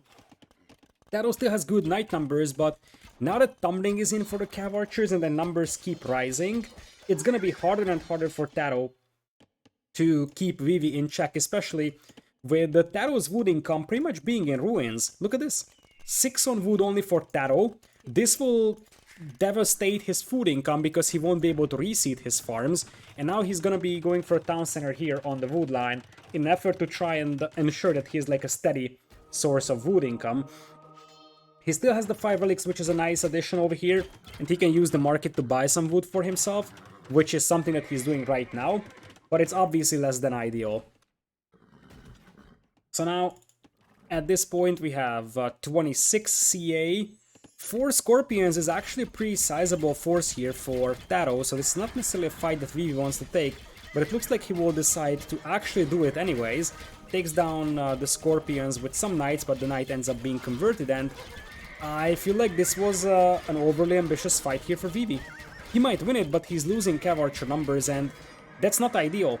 The Franks player here wants to grind down the opponent's cav archer numbers. Now he tries to retaliate though, because he realizes that there's no more monks that are able to convert. So he will try to dive in and snipe the monks, snipe the siege weapons over here, although this knight is likely to be converted. Indeed, it will. Vivi's cav archer number is still at 22, as some knights dive in here to try and pick off some vills. Vill kills are still in the favor of Taro, because he's actually doing more raiding damage. But Vivi is now on soon to be 2 TCs, but 61 vills is the name of the game, and still wood upgrade. Taro doesn't have the wood upgrade, that cannot be intentional. There is no way Taro intentionally is skipping even double bit axe. He, I think, just flat out forgot about it. Which is interesting on a map that's like all about wood control, so to say. Anyways, it looks like scale barring will be added for Vivi, so he will continue with some more knights to snap siege weapons for him. Light Cav could also be considered, because Light Cav could also snap siege weapons and monks at the same time. Still, Vivi's at 28 cav archers, the number is steadily rising, and he's got good upgrades on those now, so it's gonna be harder and harder for Taro to take those cav archers down.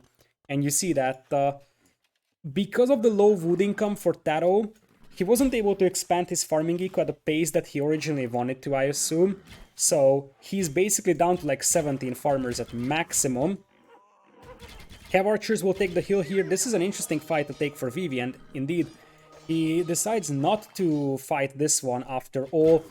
He has to be careful because Taro's got 4 monks here. All of those monks could get 1 conversion on the knights, and that would be a disaster for Vivi. In fact, I'm somewhat surprised that Vivi got the defense upgrade for his knights, because if those knights get converted, then that actually helps surviving against the cav archers. The attack upgrade could have been probably nicer, because that helps sniping scorpions a little easier. Obviously, it makes it easier for Taro to kill those knights as well, but that's, I think, probably not necessarily on Vivi's radar. Anyways, Will kill red death ratio is dead even, so 16-15 is the KD on Wills. But as I said, at this point, Vivi is just going for TC number 3, and the longer the game goes, the better it is for Hans. So it gives more time for Vivi to mass his cav archers, to potentially heal them up as well. And Vivi indeed is getting closer and closer to dropping a castle. Taro's gonna drop an absolutely farming-focused TC. Look at this. There is nothing in the close vicinity. This is just about farming. Over here, Vivi, on the other hand, is going for Sanctity, interestingly, as his Cav Archer is going on the wood line, and this is the problem that Taro is facing with Scorpions and Knights. His army is much slower moving, and he just can't keep track of all this army running around. And this is exactly what he did in the first game, but in that game, it was Taro with the Tatar Cav Archers that did this. Now it's Vivi with the Hunnic ones, and we have 2 more wheel kills over here on this side. Suddenly, Vivi is ahead by 7 villagers killed, but what's more important is this. 20 wheels advantage for Huns here. And I think the wheel differential is getting more and more concerning for Taro. His base is still wide open, and you see that he's distracting Taro's knights with his own knights, and he's sending the Cav Archers at the back. I love how Vivi is playing this. And Taro is forced to chase those knights, because if he doesn't chase them, they are going to kill wheels over here, for example, and so. And now Taro's gonna come back with some knights to defend against this one, and I think this was a bit of a too ambitious fight here for Vivi. Vivi's gonna end up sniping the monks, which is good value because that allows his knights to have a lot more freedom sniping scorpions. But after all, it wasn't an amazing engagement by any means. Still, keep in mind that Vivi, behind this one, is getting a huge amount of Cav Archers out here. Will take this fight and snipe down Taro's knights. Nice fight for Vivi once again. 26 Cav Archers still though, so Vivi isn't able to really expand his army here by a massive margin, but Vivi is getting ready for a castle. In fact, he has the stone. And I think that now that there is no monks for Taro, or at least now it's free, but technically it would be possible for Vivi to go for a castle drop. It's risky, and I would much prefer a defensive castle right now for Vivi, given the fact that his economy is way better.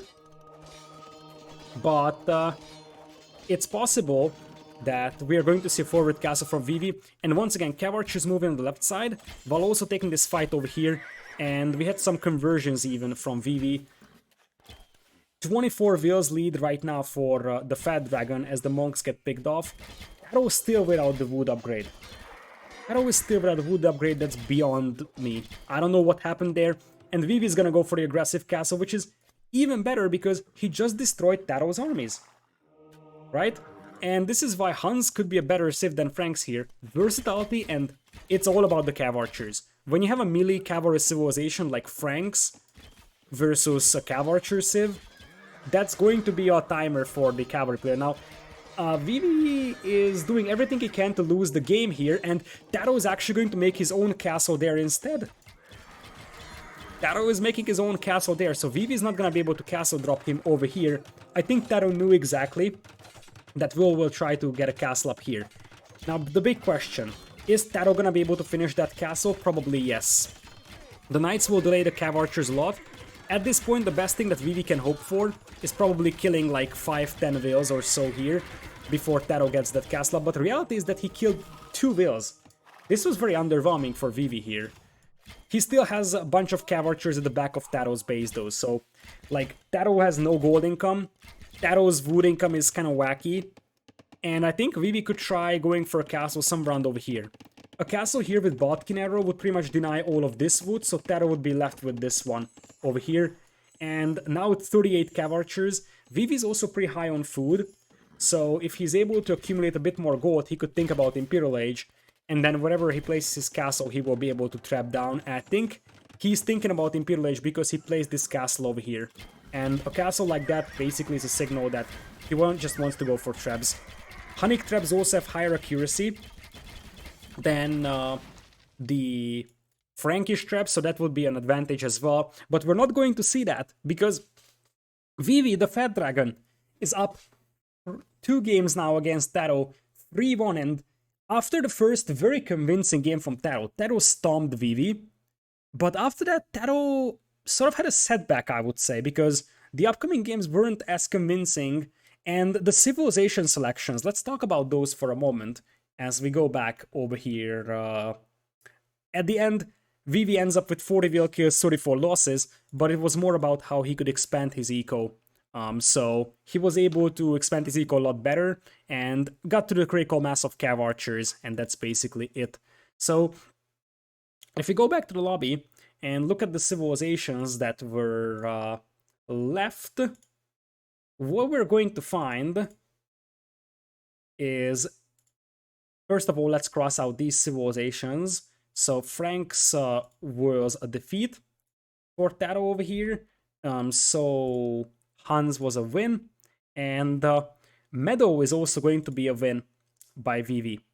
So here's the deal.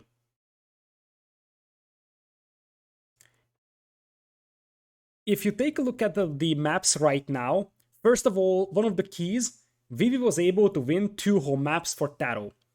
Lowland and Meadow were both won by Vivi. On the other side, the civilizations. Taro had Italians for Greenland, something that's sort of unprecedented, not necessarily meta. His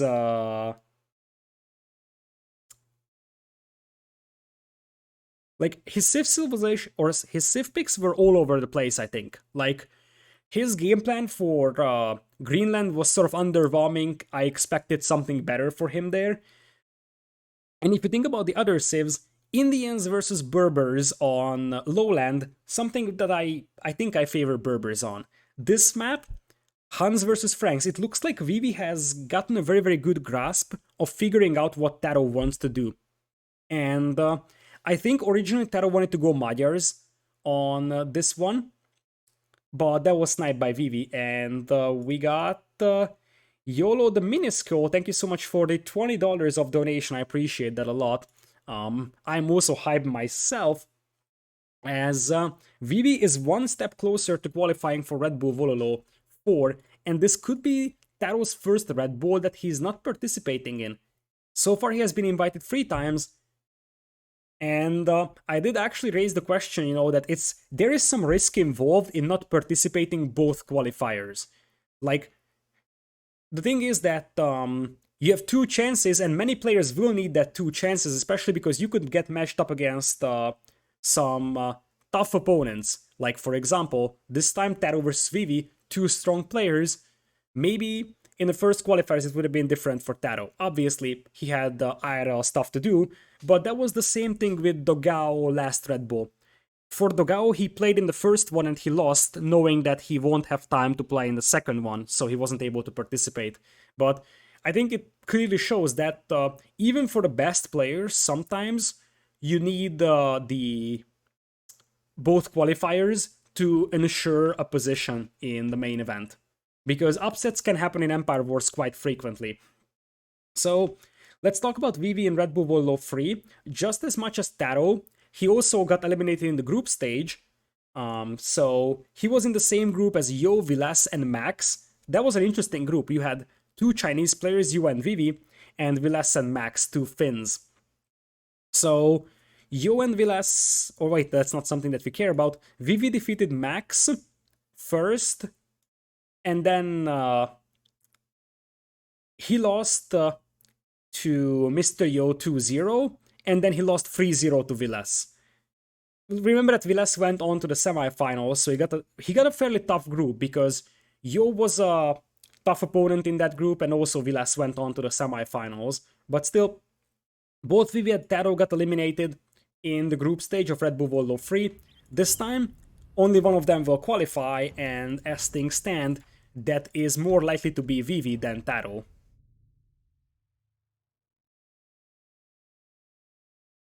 So, we're going to Ring Fortress, which is Taro's final home map. The big problem I'm facing with Ring Fortress is that it just feels like a kind of meh type map.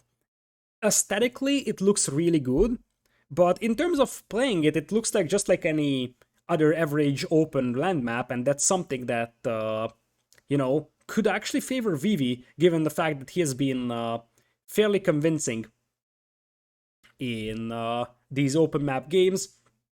And even if Taro wins, he's gonna have to win Marketplace and Acclivity, 2 relatively aggressive maps, and it seems like in these aggressive scenarios, Vivi seems to dominate. So the Fat Dragon getting closer to qualifying for his next Red Bull, but Taro might have some words to say about that one before we actually get there. We're going to Ring Fortress, as I said. Civilization-wise, we still have Khmer, Ethiopians, Aztecs, Slavs. Acclivity will... Acclivity and Marketplace could be Aztecs, but I think Marketplace will most likely be a cavalry civ like Khmer or Slavs. So Acclivity is left with Aztecs or Ethiopians. I would say you probably go Ethiopians there and you pick Aztecs here, because Aztecs seems to be a pretty strong civ overall for this map. As I said, this map is somewhat similar to Arabia, so might as well go for a generally good civilization. And here's the question, what is Taro gonna do? He's got Britons, which is a powerful Empire War civ. He's got Mayans, which is in general an insanely good civ. He's got Saracens, something that Taro likes to play with, and he's got some very, very good strategies for it. Or he's got the awkward civ choice of Turks, which is his only realistic civilization for a Cav Archer play if he feels like he wants to play Cav Archers. So all four civilizations are a possibility for Taro, given the fact that his opponent is somewhat likely to pick Aztecs here. I would say maybe Mayans or Britons could be your best bet, but it's hard to predict.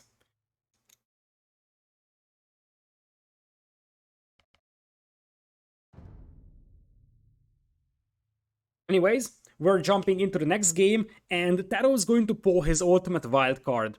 A civilization that Taro has loved to play even before they were considered to be strong. And he's gonna go Saracens. Taro is the uncrowned king of Saracen gameplay. If Saracens don't yield him a win here, then it's gonna be tough anyways. The problem is that he's up against a civilization that is gonna be insanely hard to beat in Empire Wars. We're on Ring Fortress in an Aztecs versus Saracen matchup. Taro is on the left side with Saracens, and right side is Vivi in red Aztecs. It looks like Taro's gonna open with scouts. So the way that Ring Fortress looks like is that you're technically walled around in a ring, but there is like plenty of holes on it, and because of elevation, it's hard to spot if there is any holes. But you can do a couple of things, and number one of those is to wall off your wood lines like this one. So that's probably your best thing that you can do. Taro this time not forgetting about the wood upgrade, and he's going to look for a villager to kill here. He's got the hill advantage, so it looks like Vivi could end up losing this will here. That would be a great start for Taro to have. Vivi is going to pull some more vills and probably even his own scout to try and fight this, but there is more scouts coming in from Taro, and I don't see a spearman from Vivi.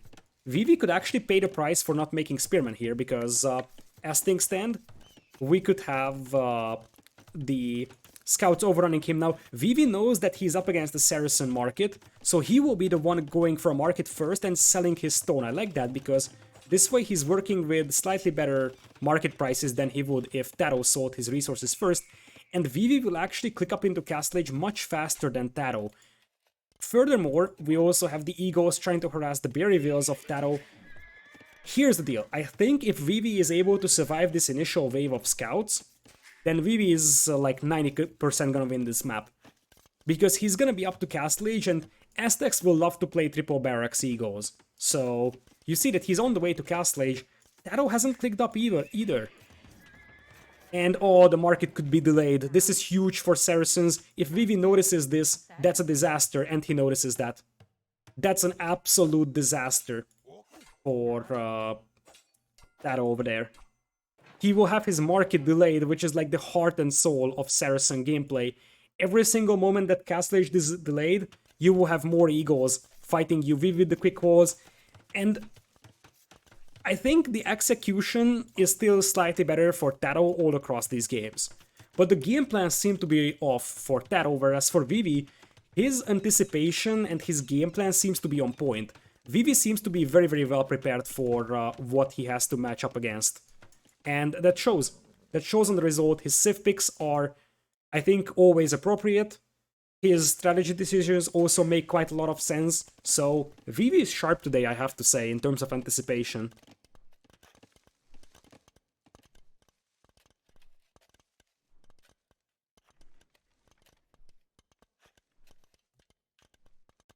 So, we're gonna have Taro, by the way. Oh my goodness. Yeah, Taro seems way too off today. Look at this. This is still wide open. He never scouted the edge of the map for this one. The entire back of his base is wide open. And also, he needs some walls here as well, otherwise the Eagles will just run past the TC. The Eagles will not care about the arrow fire, and you see, Vivi is up to Castle Age faster than the Saracen player is. And the thing is that Vivi will probably be happy to play Eagles forward Monastery Monks here. That's the dream scenario for Vivi. 1 TC super aggressive play, and Taro is going to do Saracen longswords. Keep in mind that Saracens don't even have Cavaliers, so if he invests a lot into his Knights, then he's not gonna have anything in Imperial that is capable of fighting Elite Eagles, so he's gonna go for the Saracen longsword play. The thing, however, is that when it comes to, you know, fighting against Aztecs, the Aztecs will be able to tech into their longswords as well if needed, and Aztecs will love to see an infantry versus infantry war here, so I think that unit composition-wise, this is already good for Vivi, and that's beautiful from Taro though. That's beautiful from Taro. He was expecting the forward wheel from Vivi, and he took away the Eagles with 1 scout, snipes off the wheel with the other one. That's very, very nicely done. Still, as I said, there is a hole here that Taro has now plugged in. Vivi trying to his best to get into the base of his opponent, for now unsuccessful, and he's gonna have to pull another wheel to make a forward siege workshop, or more importantly a monastery. Let's see if Vivi sees the barracks. He does. He doesn't see this third one over here, but he sees this barracks, so he should know that it's gonna be a long swordsman play, and he's gonna have to tech into that himself. Vivi is without horse color, as Taro is going to use the market really heavily over here. Saracen longswords. That's not something that you see every day, that's for sure. So let's see if Vivi's gonna go for his own longswords though, because, I mean, Aztecs would be very, very happy to do that. Here's forging for Vivi. He's actually going for that instead of the +2 defense. And I think Vivi already sees the longswords. Here's the deal. If Taro is fully walled, his longsword should have no trouble holding this. But one thing, he doesn't have his mobility, so if you are Vivi, you probably want to try and poke around here, for example. Try to attack these walls, force Taro to pull a wheel and repair, or put houses behind, force the longswords to come all the way around here, because with Eagles, you want to leverage your mobility over the opponent's longswordsman.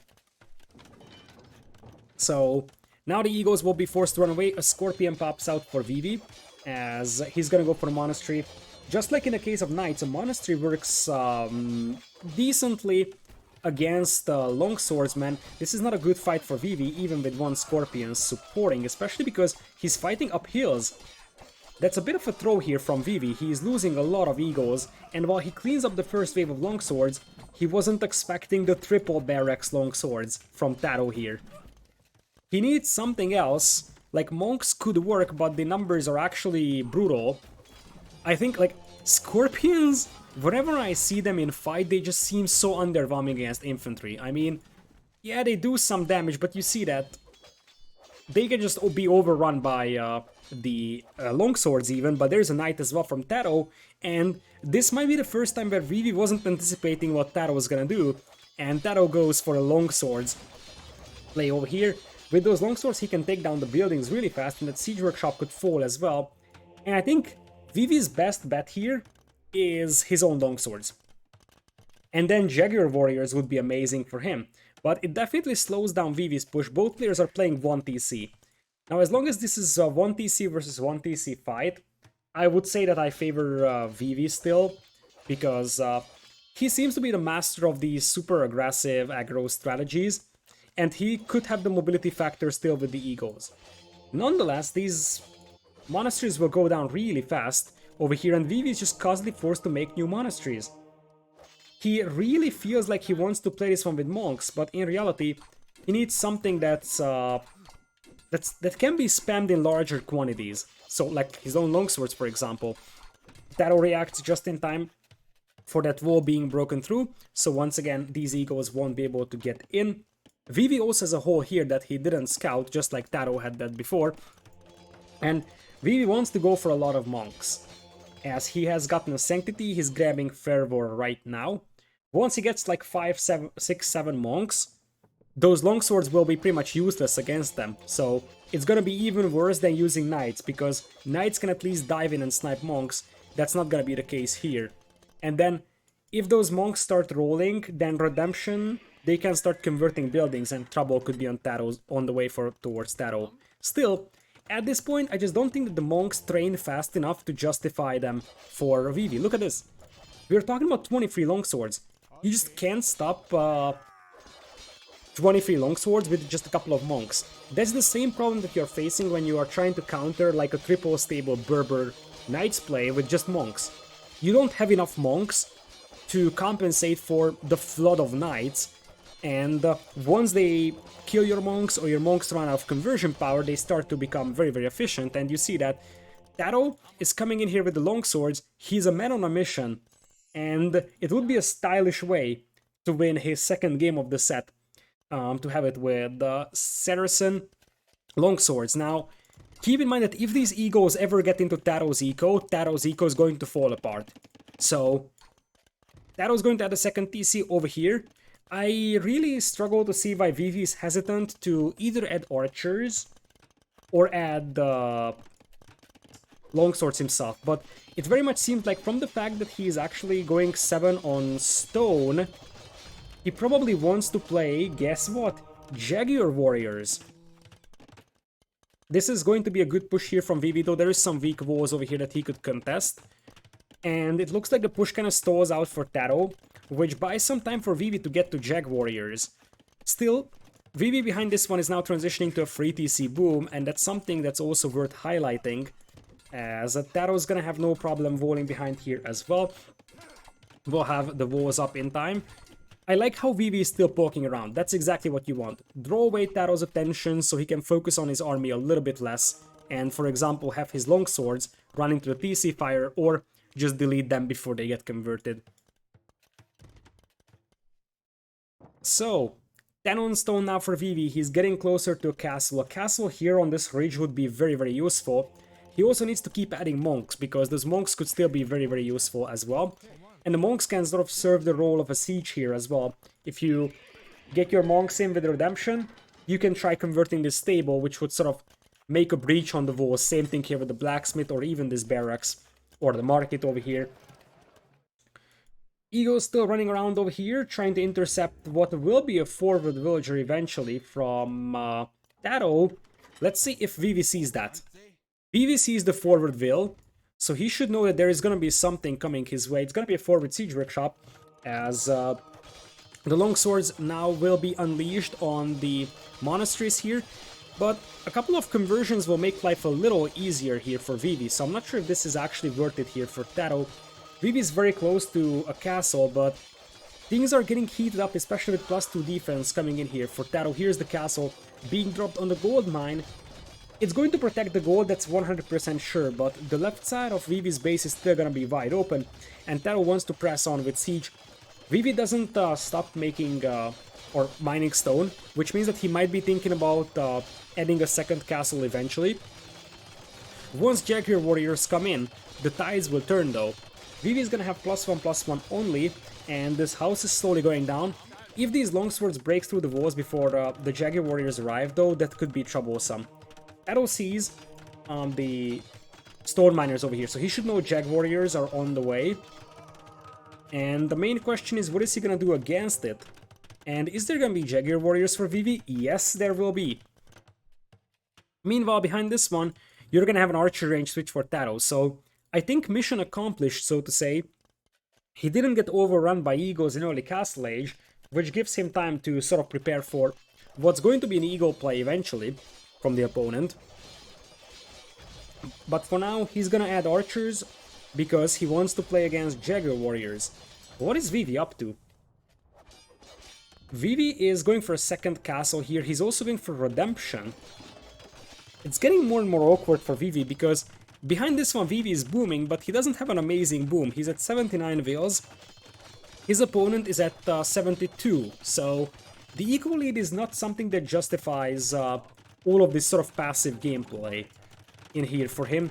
He's massing Jags though, and the monks are getting scarier and scarier over here. They already have 60 HP even, and Vivi is on free TCs, so if he keeps his TCs working consistently, he should have an advantage over the opponent, and this is big.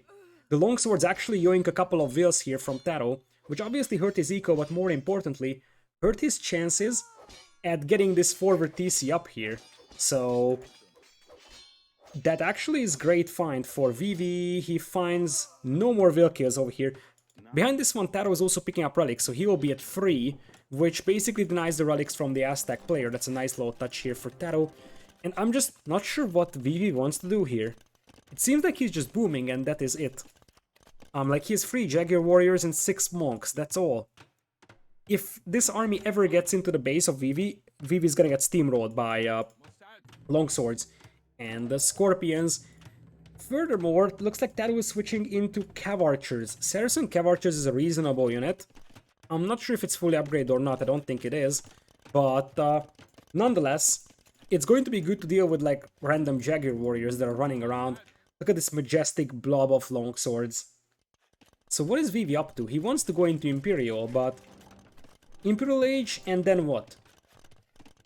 He's not making any Jaguar warriors right now. He's not making any Arbalests. He's not making anything, to be precise. He's just scouting with a Jaguar warrior right now to see what his opponent is up to. Here come the longswords, and those guys are scary when you have so many of them. They will just melt buildings in 5 seconds. You will probably need stone walls against them. As I said, now those monks have redemption, so they could try converting the scorpions. The cav archers will do their best to deny the house here, but I think the castle will go up just in time, and this will prevent Taro from breaking deep into Vivi's base here. He will try to break in, and Vivi's gonna try to quick gate this one. That's not gonna happen, but the castle goes up and Taro is going to disengage for the time being.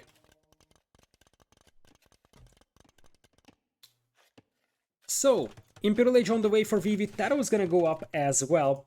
This map has a huge amount of gold, which also favors Aztecs. Something to talk about, that, you know, there's so much gold available that you don't really have to go for trash units for a long time. And I see Scale Mail and once again Eagles. So I sort of agree with what Vivi is doing because he's seeing the cav archers and he probably knows that in late game mobility is going to be more and more important because there will be overchops on the wood lines, there will be more exposed eco. So we will switch back into Eagle Warriors.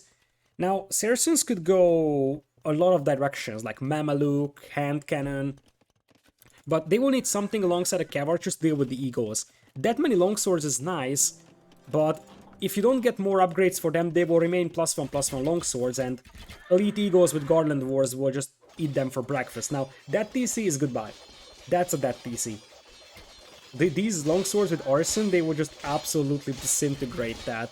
And you see that Vivi is sending wheels in different directions, trying to make sure that, you know, Taro won't be able to intercept all of them, but that's not gonna happen. Vivi still has the eco lead for the moment, as those wheels are getting killed. It's going to even out. And we're gonna have block printing here. Interesting that Vivi is prioritizing that many monk upgrades. And while he has eagles, he has never gotten +4 defense. He doesn't have the food for it, but block printing is definitely an interesting opening here, as Vivi wants another TC over here, only to be denied once again by TaToH. The Eagles will loop all the way around, and they want to hit TaToH's starting economy now. Elite Eagle on the way with +4 defense, no Garland Wars just yet for Vivi. TaToH's gonna have to switch away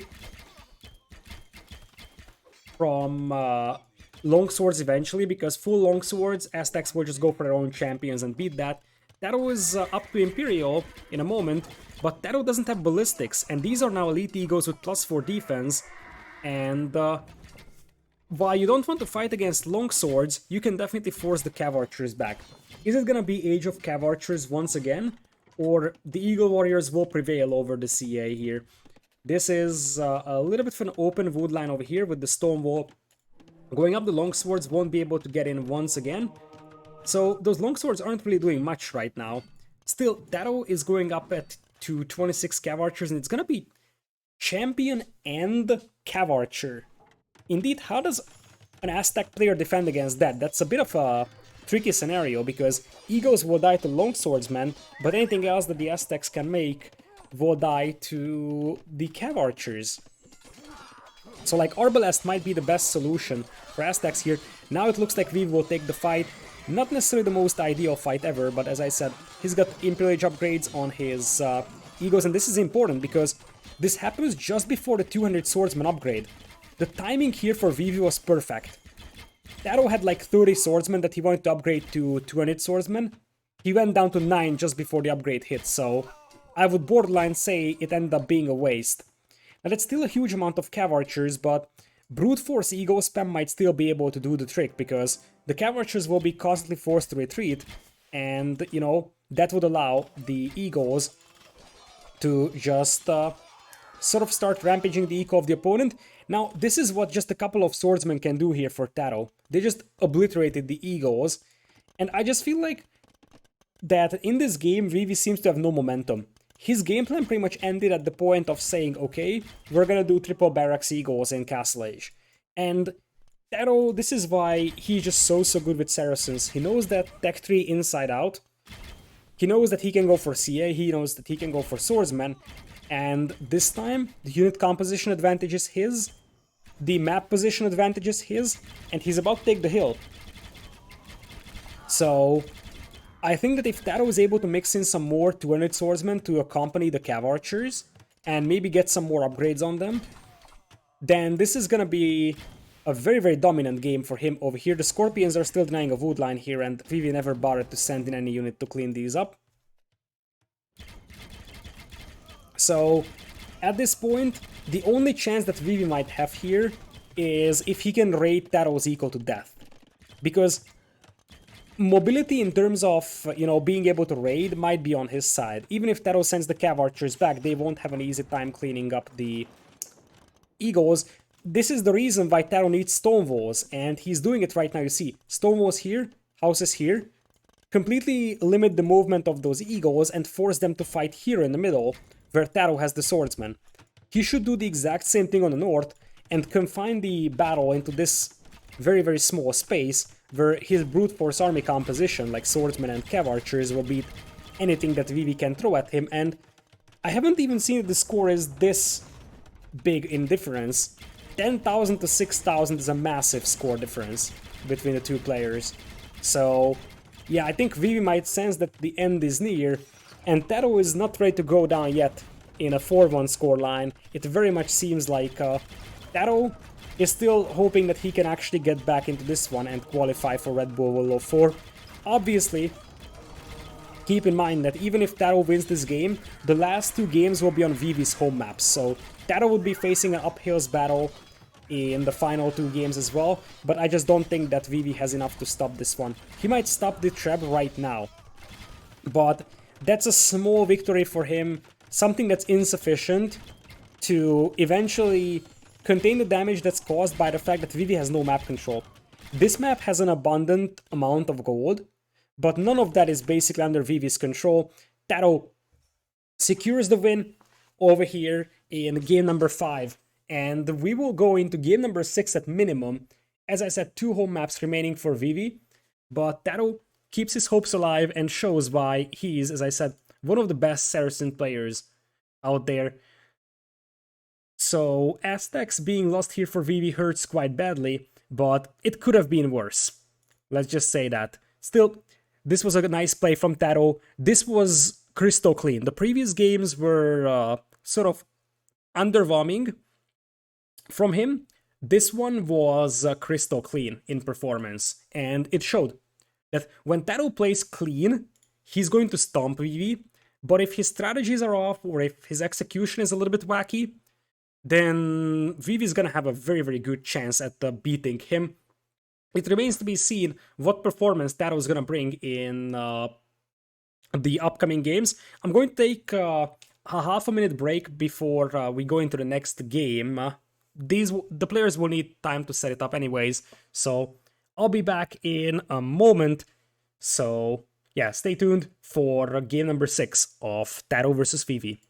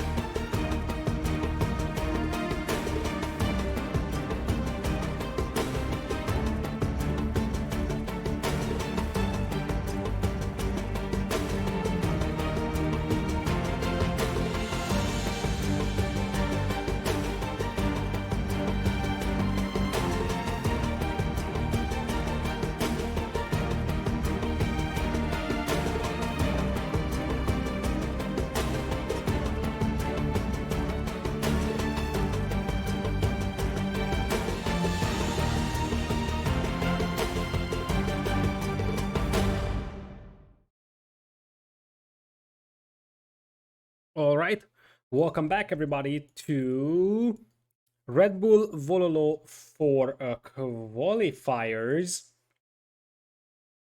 We are going to have where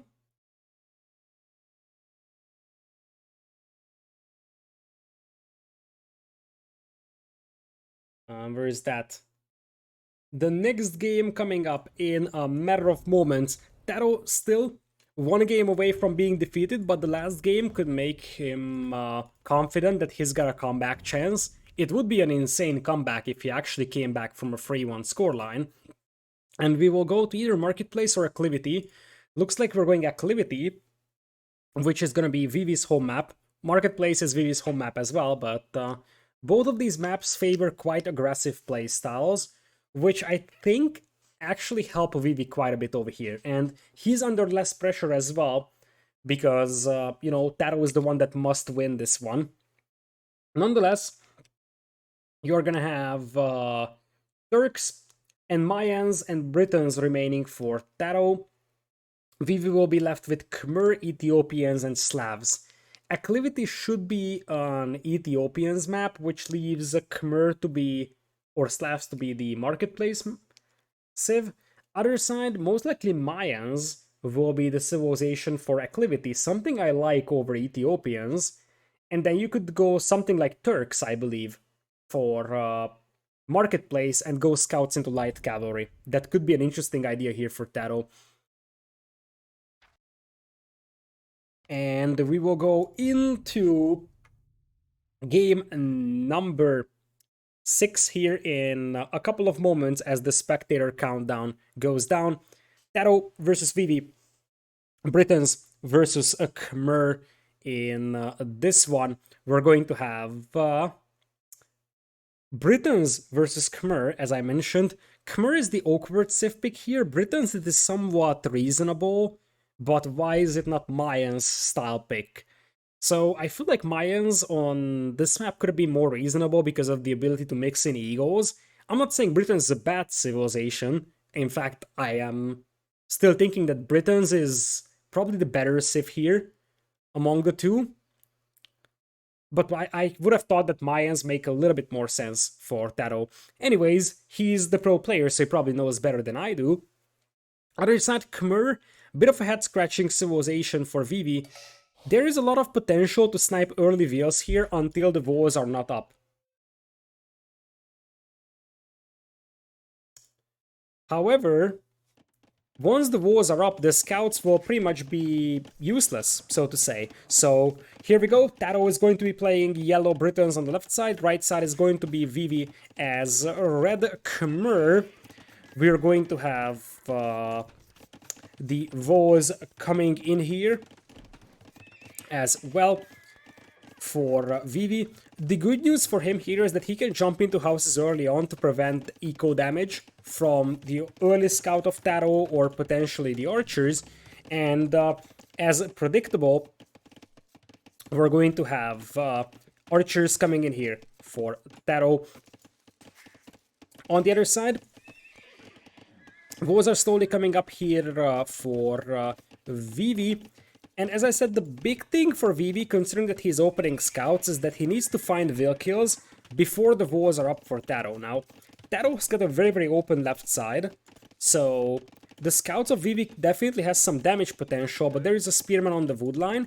The next spearman will probably accompany the 2 archers that will pop out right now. So, 1 archer, 2 spearmen coming in right now for Tato. As you would expect, this leaves the wood line a little bit exposed, but as long as Taro knows that this army is over here, that's not really a concern for him. Pops out another spearman to fight these scouts. It looks like Vivi actually is adding some more scouts over here, and Taro doesn't notice that that scout is running past, so it didn't actually end up fighting it. Taro's got a huge amount of spearmen. 1 on the gold mine, 1 over here, 1 over here. So, a lot of defensive spearmen here for Taro, as Vivi will just jump into the houses upon seeing the archers arrive. He's gonna be like, oh yeah, you're not getting me. On the other hand, as I said, if you want to pick off wheels with scouts on this map, you have to do so before the walls are up, because oftentimes this map is hard to wall as there is some big open spaces, but sometimes it's easily volable at certain sections. So Scout's play here is a gamble. Given the fact that Taro's map is wide open and that Vivi can jump into houses, I would say that the Scout's play here is actually working out nicely for Vivi so far. He picked off a wheel from Taro, and Taro is unable to push the eco of the Fat Dragon here at all. The TC can also be used as a nice sort of wall-off segment here against archers, not so much against scouts. And Vivi is definitely being very annoying over here with the scouts.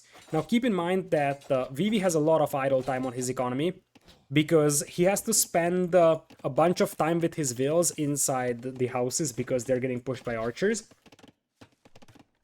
But now we'll have skirmishers on the way for Vivi.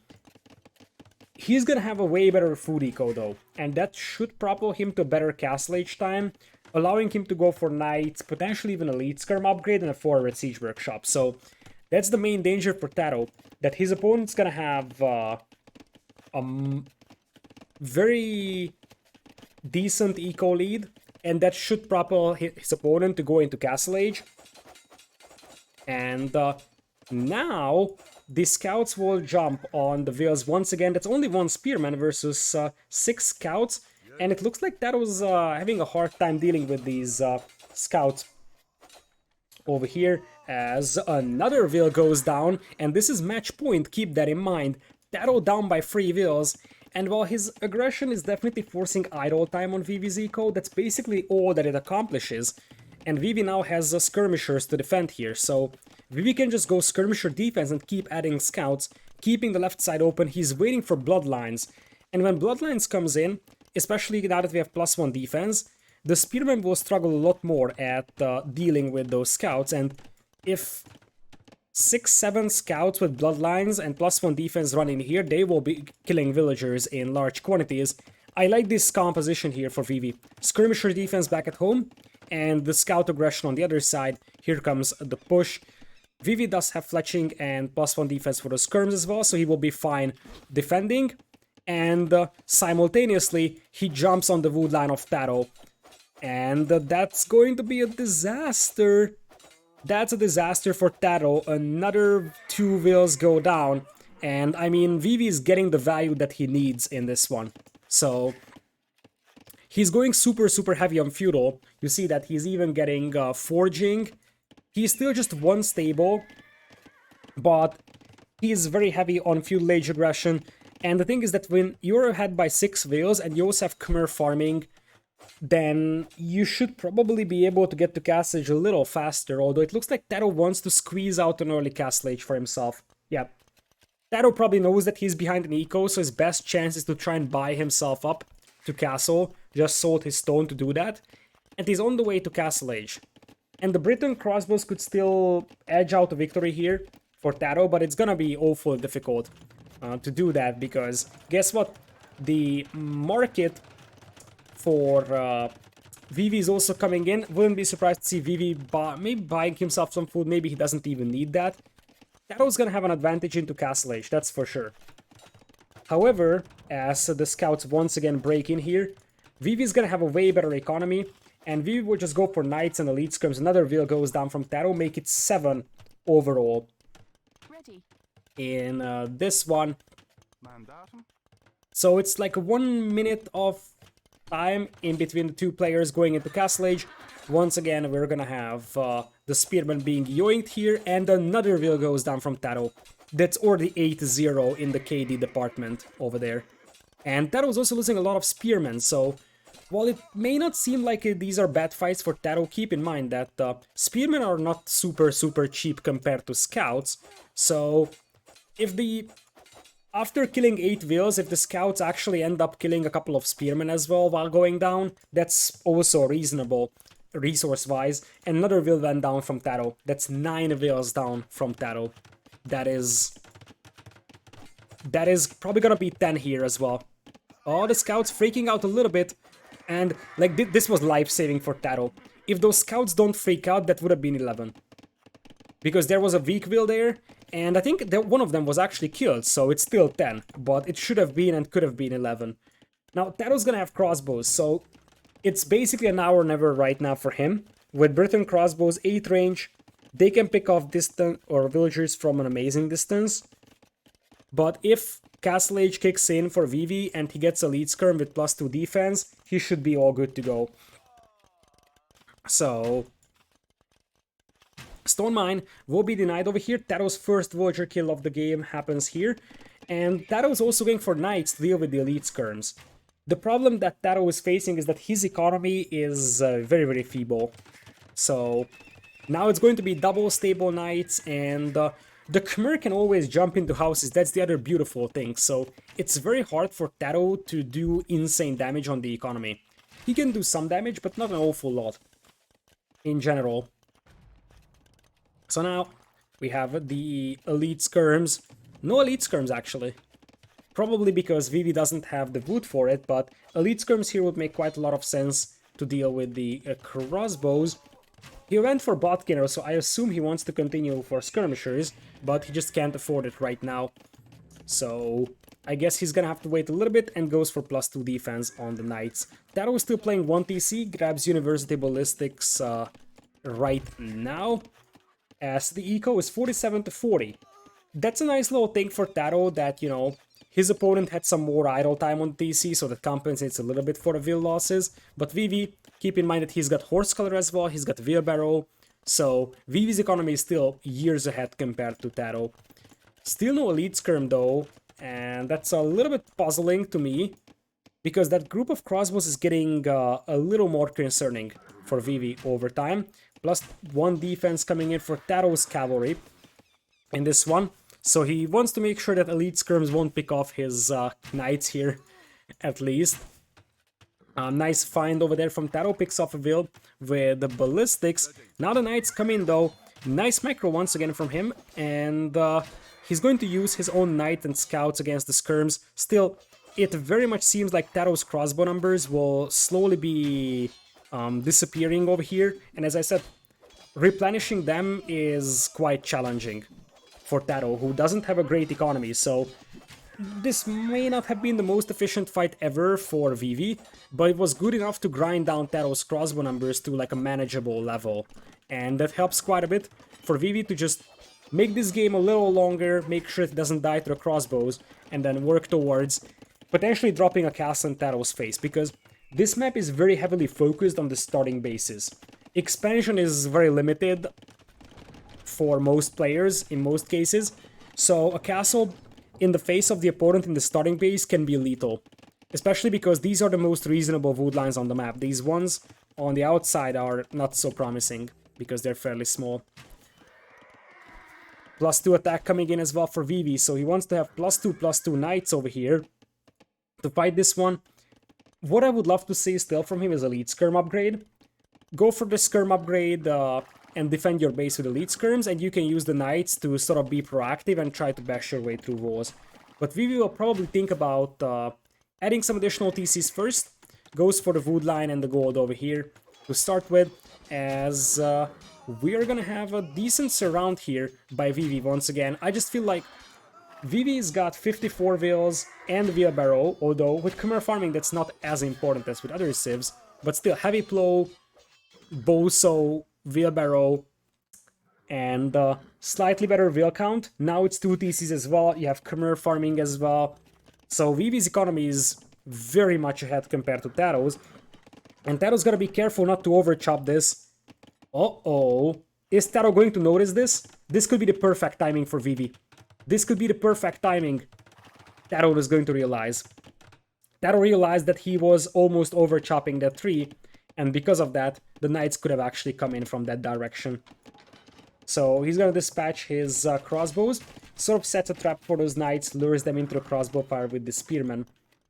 For now, that's gonna be a forward siege workshop, but with Khmer, you can have 8 range scorpions, and we rarely talk about this one, but Khmer actually is one of the civilizations that deals really well with the Briton 8 range crossbows, because they also have 8 range on their scorpions. The only 2 land units that actually have, other than Longbow, I think, but the only 2 non-unique units on land that have 8 range in Feudal Age, or in Castle. is Khmer Scorpions and Briton crossbows with upgrades. So yeah, the Khmer Scorpions here is actually a very, very nice response to the crossbowman play of the opponent. And now it looks like Taro's two armies are isolated from each other. He's trying to maneuver his forces so that he can regroup and have like one big mass of crossbows. Meanwhile, though, the knights actually come in and hit Taro's TC here. The TC goes up, but two more villagers go down. And as I said, Taro is just being constantly set back more and more economically. He finds one will here at Vivi's base, but that's all. Vivi's trying to take the hill here, and now he does. Yeah, this is why I had to correct myself about the non-unique units, because indeed, Janissaries have 8 range. Longbows with upgrades should also have 8 range, because they have at least the one from crossbows. So that's why I had to correct myself. But yeah, those are rarely seen in early Castle Age in like standard games, more like closed map thingy. So really, the Khmer Scorpion is a very, very good answer to the Briton crossbowman. But indeed, that's absolutely possible that the lack of tumbling will limit the damage output that you can have on knights, and you see that slowly but surely the flood of knights from the Khmer economy is something that's too hard to handle. When you're playing archers, you want to have one big group of archers, and archer build is all about preserving your numbers, and it looks like Taro knows that he's gonna be unable to do that. Taro, the first time he's not invited to Red Bull Wololo 4, he won't participate at all. He's getting eliminated by Vivi, who is back to his old shape, I have to say. So, very, very well played by Vivi, all over the place. His game plan seemed to be very good, and this is not something that we have seen for a long time for Vivi. So, he always was a very aggressive player, but today Vivi's game plan were all on point. So, really, every single game he did what he had to. Even the previous one where he got clabbed, he knew that he's up against Saracens, he's gonna have to go for the Eagles, he didn't expect the longswords, but the first game was a little bit off for Vivi, as he got beaten by Cav Archers. Every single other game, he had a perfect game plan, whereas oftentimes Taro's game plans felt a little off or so, but nonetheless, Taro has played really well here. In terms of execution, it was more about the game plan that went wrong. Vivi seemed like he was always one step ahead in planning compared to Taro. This time in this one, he was able to capitalize on the scouts play and ends up victorious. And the Fed Dragon, as I said, back into his old shape. So he's getting there to once again become a top 10 player. So as I said, as much as I have criticized the Fed Dragon for being sort of overhyped over the last year because he didn't really deliver any good performances, starting 2021, so Red Bull Wololo 3, he's so far the comeback player of the year for me. So he really is someone that probably fell out of even the top 20, and nowadays he is once again playing on a top 10 level. It's hard to say what he does well, because reality is that he's not exceptionally good at anything, but he seems to be very good at capitalizing on opportunities that are given to him. And that's a valuable skill, and that's something that he will try to build on in the main event of Red Bull Wololo 4 as well.